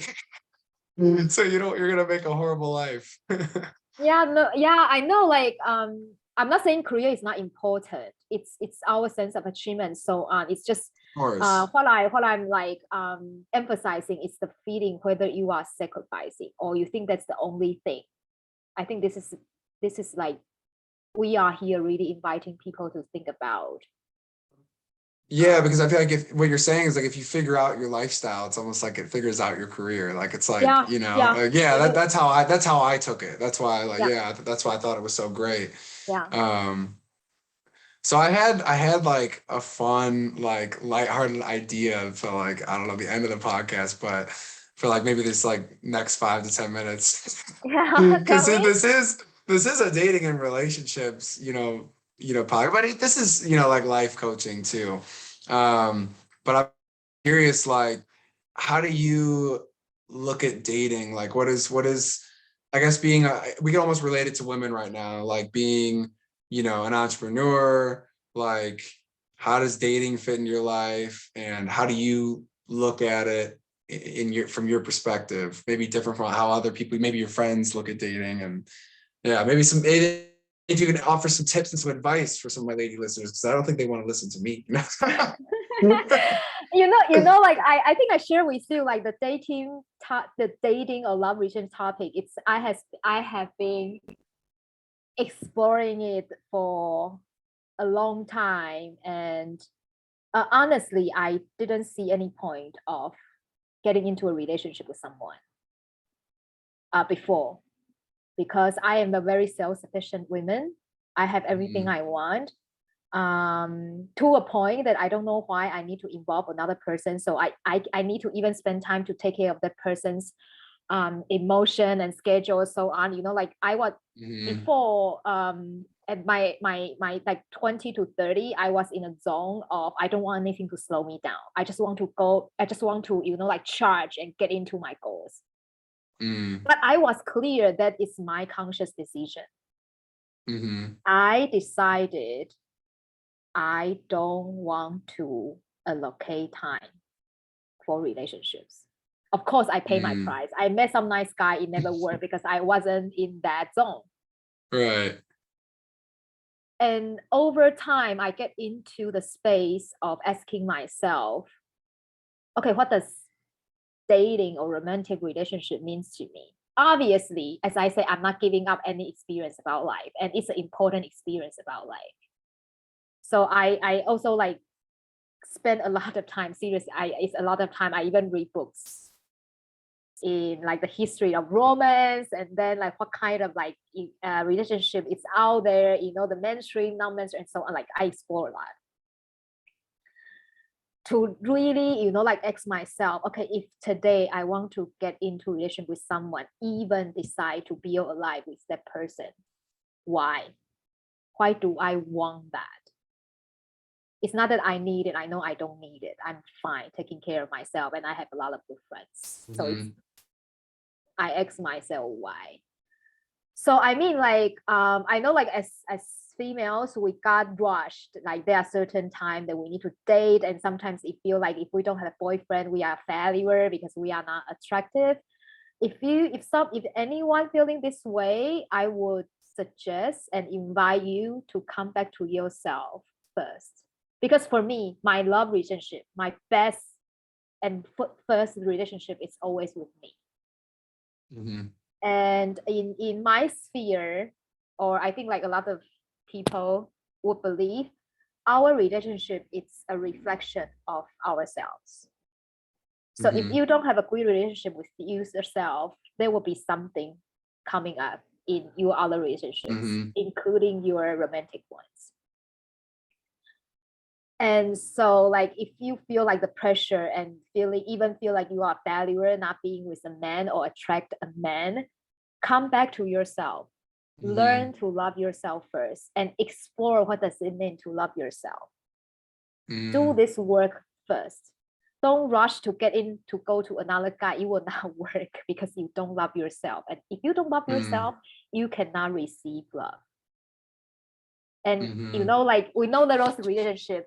Oh, but I want it this way, but you don't love me this way. And this is like the typical situation. Two sides cannot really receive love. So they cannot recognize the other one is loving him or her, just not in the way that he or she expects. So compare yourself first, and then Mm-hmm. get clear of what kind of relationship you want. It's okay you want something that is not serious commitment. Like you want to explore and then it's just a company, it's fine. But be clear about it. And if you want something that can grow into a commitment, a partnership, be clear about it and be honest.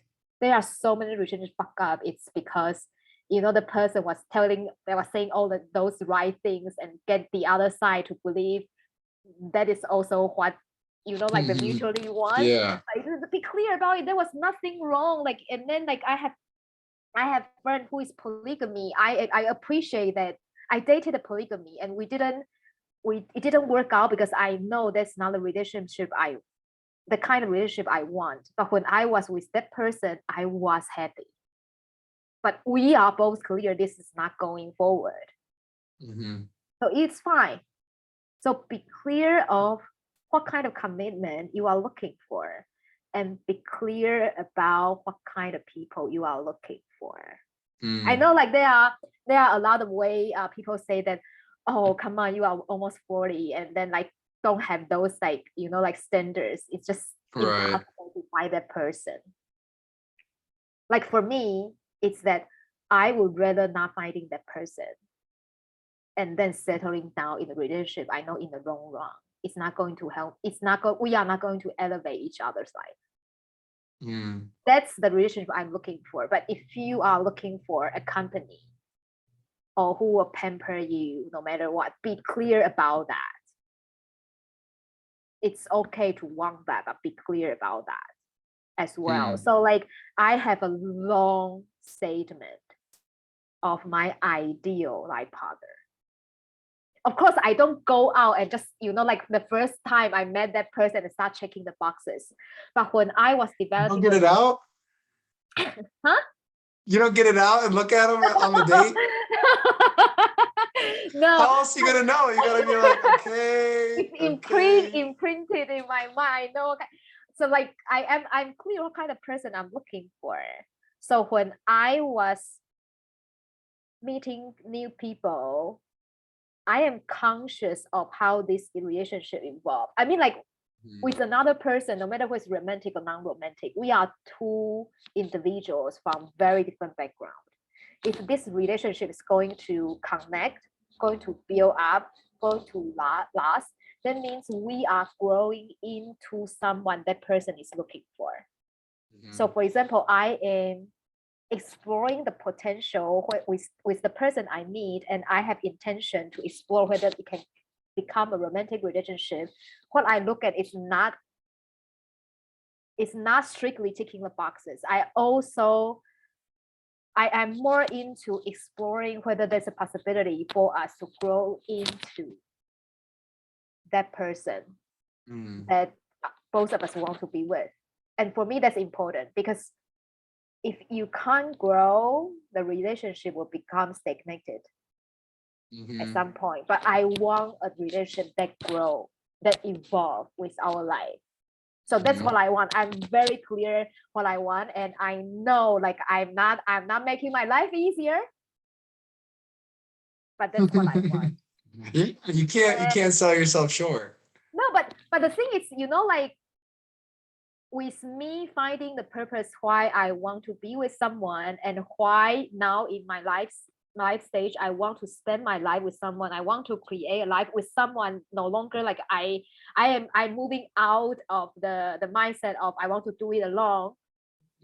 When I get clear about the purpose and then getting more and more clear of the person I want to be with, you can see how the evolution of the guys I meet. It's the manifestation you are talking about. I mean, like probably we won't get it right the first time because we are also exploring ourselves. But it will come. And even when I moved to this seaside village, I was like, I'm fucked. I'm never going to meet someone. The population is so limited. But no, it was not even like that. I met nice guys. I dated, and I meet like some like really wonderful ones. And then with my own clarity, I can see this profile shift. So like again, it's clarity. So don't listen to people that, oh, you have to settle, it's too hard, it's impossible. Impossible is nothing. It's just, I also know if I set a harder standard, it will take, it probably is this a probability, it's not a fact. It probably will take me longer time to find that person. But again, I'm willing. Definitely, yeah. So if you said, and then like I have to be that person who can date like that kind of guy, you know. For example, if I want someone who is like very accommodating and can hold a space for me, I have to be that person who can hold space for him as well. Like imagine like someone, like you are really nice to someone all the time and that person treat you like shit. I don't think that relationship works. If you are in that kind of relationship, get out. So like I also like when I set all the standards, I'm asking myself whether I am that person, like this kind of person will like. Right. And then these also forge, or you know, like give me the motivation to grow, to be even better, a better person. So I don't believe that what Hollywood said, like, oh, you making me a better person. No, it's because I'm a better person, so I need you. And also like it really like be clear with your what you want. And then like if you make me meet someone you think that's what you want, but then it didn't work, learn from it and see what's within you that when you first time think about the relationship you want, you didn't think about. Put it in or adjust. So that's my advice. I'm not a person like, oh, because I'm at this age, I need to date. I am pretty much immune to whatever people said to me. And as I said, I value my time. And I know I'm looking for maximum happiness of my life. So anything less than this, they don't belong in my life. And I'm willing to put in the time, energy, and efforts to secure this vision of my life. Powerful Shuang-Min. So yeah, like I think like I'm much more happier with this romantic front.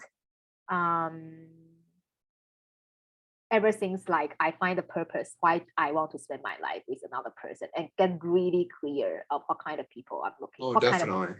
Kind of and Definitely.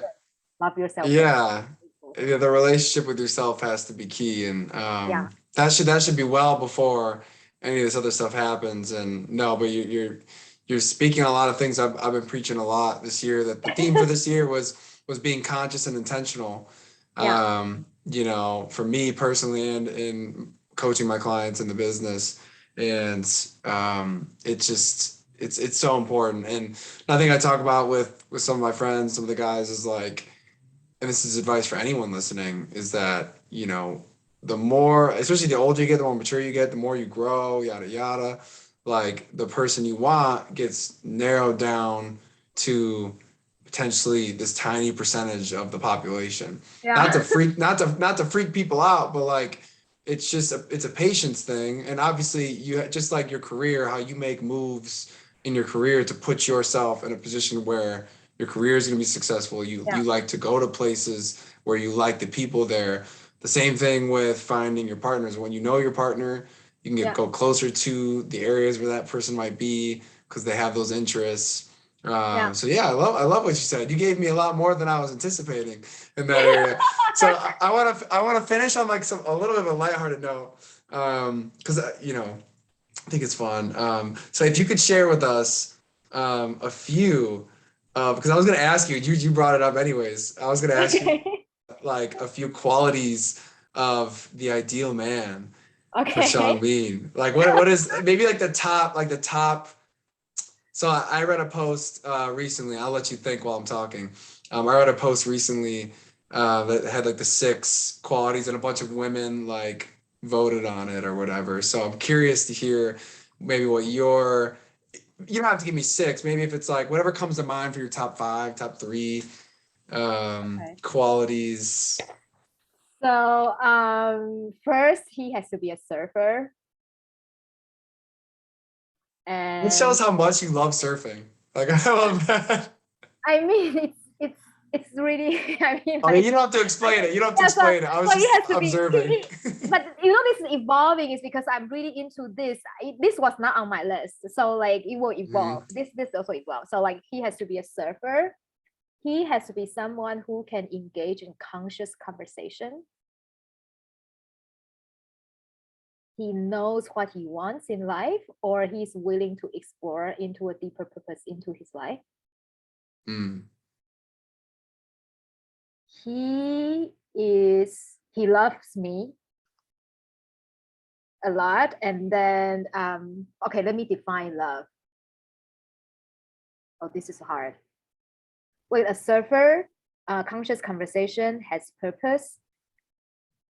The third one, like all the personality, honest. Like honesty is very important for me.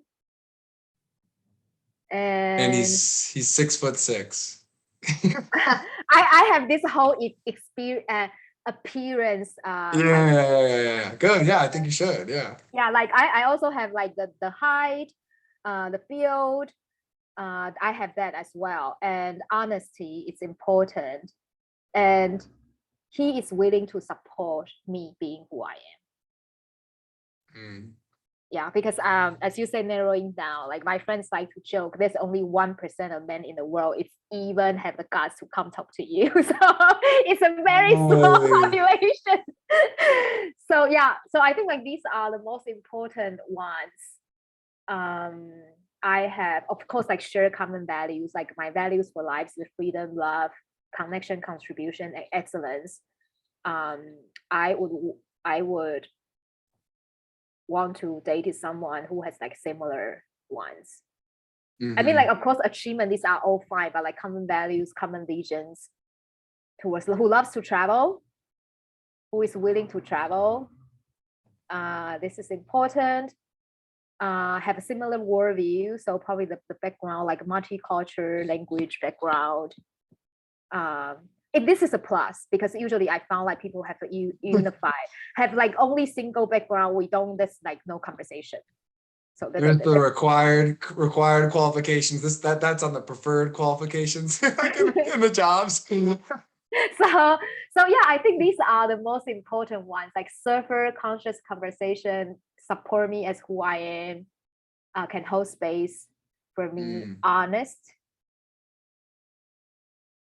I love it. Those are all great. Like I think you can very easily attract someone like that into your life as a little compliment to you. Considering all the traumas everyone has been through, I recently met someone. He's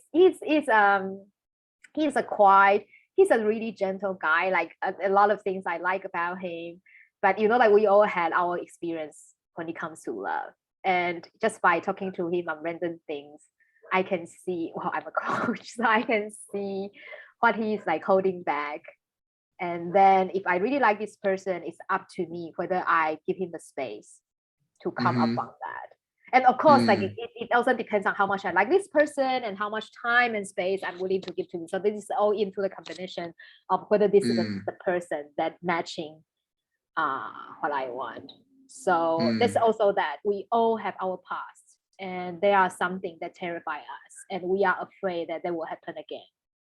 So I think like when we come into a relationship, instead of asking why cannot you do this for me? Look into what is that person need to move out from and support the root. And if you are going, if both of you are going to grow into the person to be together, both of you will move out from your trauma and be together. But if either side didn't see the value of moving out, or for whatever reason is not willing to move out, that doesn't work. At least for me, it doesn't work. I don't want that kind of relationship, accommodating another person's trauma. We can grow, we can move out, but I am not going to tolerate. That's Yeah, that's another thing I tell all the guys in my content is like, yeah, don't invest in a potential. And I know sometimes that sounds harsh, you know. I mean, hey, I'm not gonna say that no one's ever healed inside of a traumatic relationship and made it work. I'm not gonna say that it's never happened before and that it can't.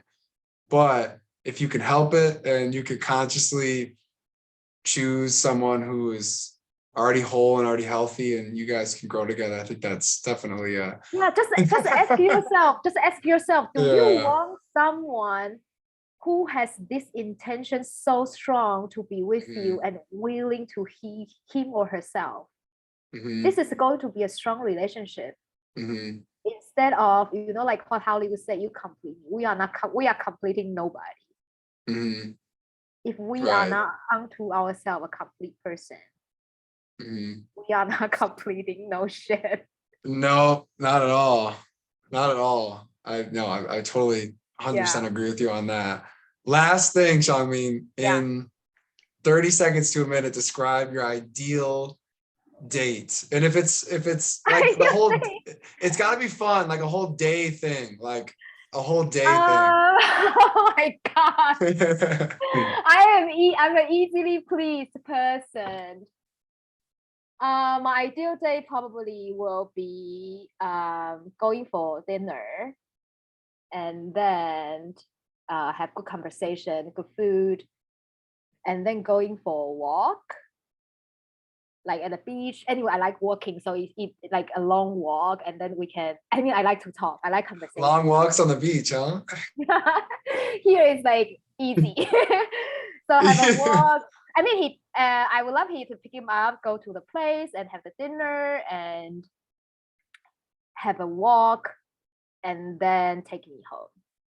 And or you know, like if for some reason he's not taking me home, he will check on me. Does he come up for tea? Does he get a depends on the depends on how far we are in the situation. But usually, yes, if I really like a person and then we already go through the whole, because I don't go out to dinner easily. I don't like to go out in the evening. So if I go out with a person to dinner, that means I really like that person. Yeah, we're assuming that this person is like they fit all the requirements. Okay, yeah, I will the preferred requirements. For sure, I will invite him in. And if he say no, let me think. I don't know. Why would he say no? I actually like. There are some days I really enjoy after the work and so on. Then he invited me to his place. That also works as well. I think that's usually like. I mean, I think if the gentleman's leading the date, you know, I think the first reaction is he brings you to his place. But sometimes it's nice. I don't know. It doesn't. I don't really have a preference on that. And I liked him plan everything. Yeah. You know, I actually like the guys who take the lead. Like planning, asking me out. 100%. I think like that masculinity, it's for me, it's very attractive. Like he take care of your feelings, but at the same time, he's taking the lead. I think that's important, right? Yeah, it's important. Yeah, very important. No, so I was surprised no surfing in that ideal date. I mean, like I'm surfing, and then I can talk to him almost every morning at surfing. It's like a default mode. Right. So that's not really the date. If we are sure that we are exploring a relationship, I mean, like going surfing in the morning together, it's like super romantic for me. That is like a very intimate experience, I would imagine. Because like it's in the ocean, it's impossible to stay all together at the same time. Like we are catching our own waves. But you know, like having someone check on you whether you are fine, okay, in the far end of the ocean is like super romantic. And then like cheer you when you catch a wave, and it's super romantic for me. Yeah, no, I could definitely see that. And especially if we are lucky, there's only two of us in the water. It's like we have the whole world, and yeah, I had that. It is super romantic. Hey, so get our girls to start surfing so they can have this experience. I feel like what's that really famous movie with the surfers? And it's a romance surfer movie, and like I just remembered like, damn, surfer movies are good. Like the romance like is fire. I'm not gonna lie. Like Yeah, it's I mean, pretty our romantic intense. way, only surfers can do it. I So know, crap. I guess I gotta learn how to surf. I yeah. gotta do a lot of things. I gotta move to the coast, and then I gotta learn to surf. They don't have the lakes. I don't think that really works too well on the lakes. So yeah, it's super romantic to go surfing together, and then if we don't come up the water together, the one who comes out from the water will wait. It's just it's the whole package. It's like, you know, like Oh this person wow. is waiting for you, and yeah, it's the whole package. It's like I experience it. It's super super. I Is mean, there for anything us, that gets close to it? how do you like get close to it? Like, is there any other like romantic experience that is close to it, same level or anything? What's the No. second? What's the second best? What's the second best? Um, I'm taking notes, and I'll let the guys know. the second part, actually, I'm not sure. A lot of girls will find it fun. I was with a guy, and he didn't want to do the whole like boring going to coffee or something. So he was going for a project, and then he invited me to going to that project with him. So I met a lot of people. He introduced me, and then sometimes he include me in his interview. So for me, that's unique, because it's not everyone can It is create that kind of, unique. and also like that person has to be very confident, because Oh yeah. he doesn't know what kind of people we are going to meet, where we are going to stop. So it's like kind of the all the adventure. So I like that certainty he has for himself. Yeah. That's cool. And like, so like the whole thing that he include me, and yeah, that it's, and then like later on we went home late, we went to a supermarket to buy something, and then he cooked and we watched video together. It's that is still like in the ranking of one of my best dates. Wow. Okay. That is a full package. Holy Yeah, cow. yeah, yeah. So like I'm not someone that care about like fancy restaurant, like expensive movie theater seat, but Mhm. I like that certainty of that person, Oh, for sure. like Yeah. creating an experience, not in the typical way. And Hmm. also like that experience, like I like it's him. I cannot find Hmm. it with any other people. Right. Yeah. Just Oh, yeah. Because the things you do are just anyone can take you to go do the thing, like to yeah, see the movie yeah. or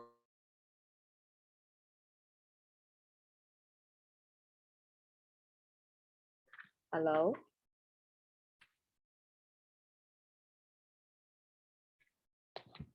Kevin. Kevin.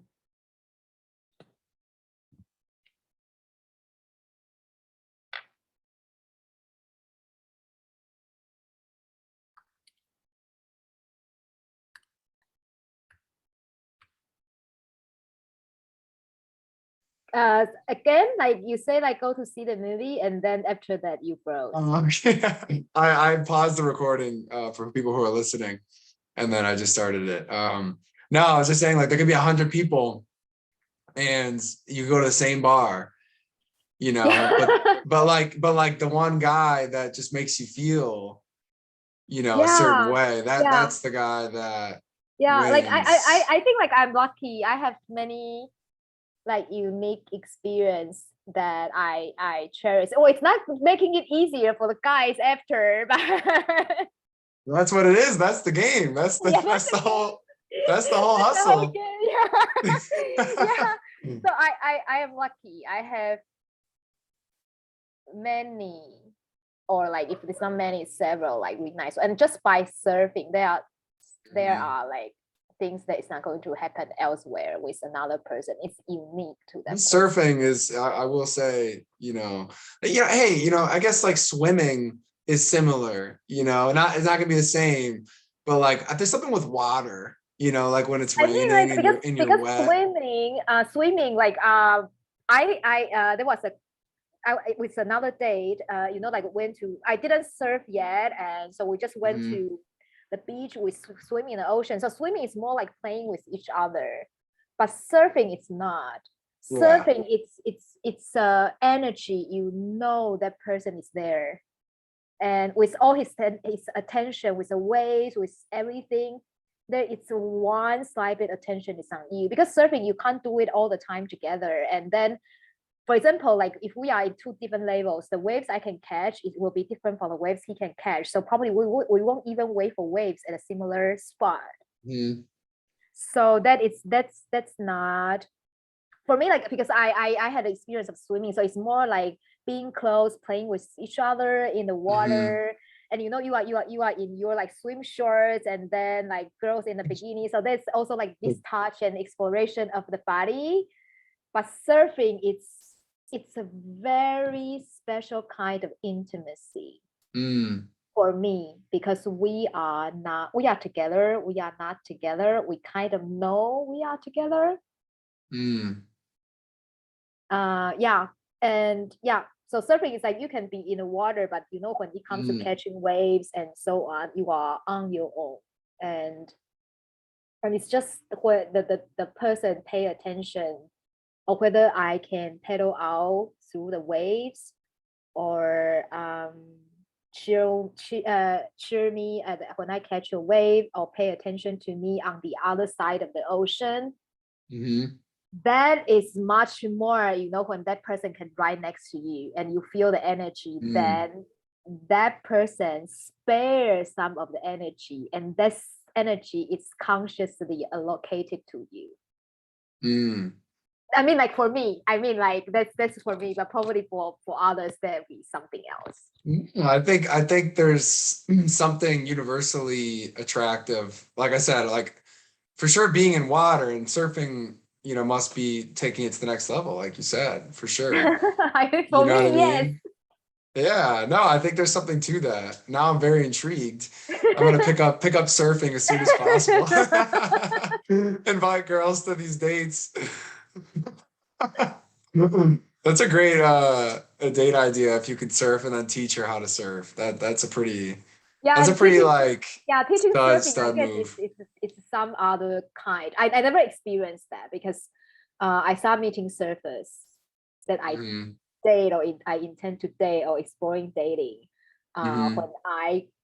I'm capable of fully handling everything on my own. So I never experienced like You a don't guy. fake it and let them teach you.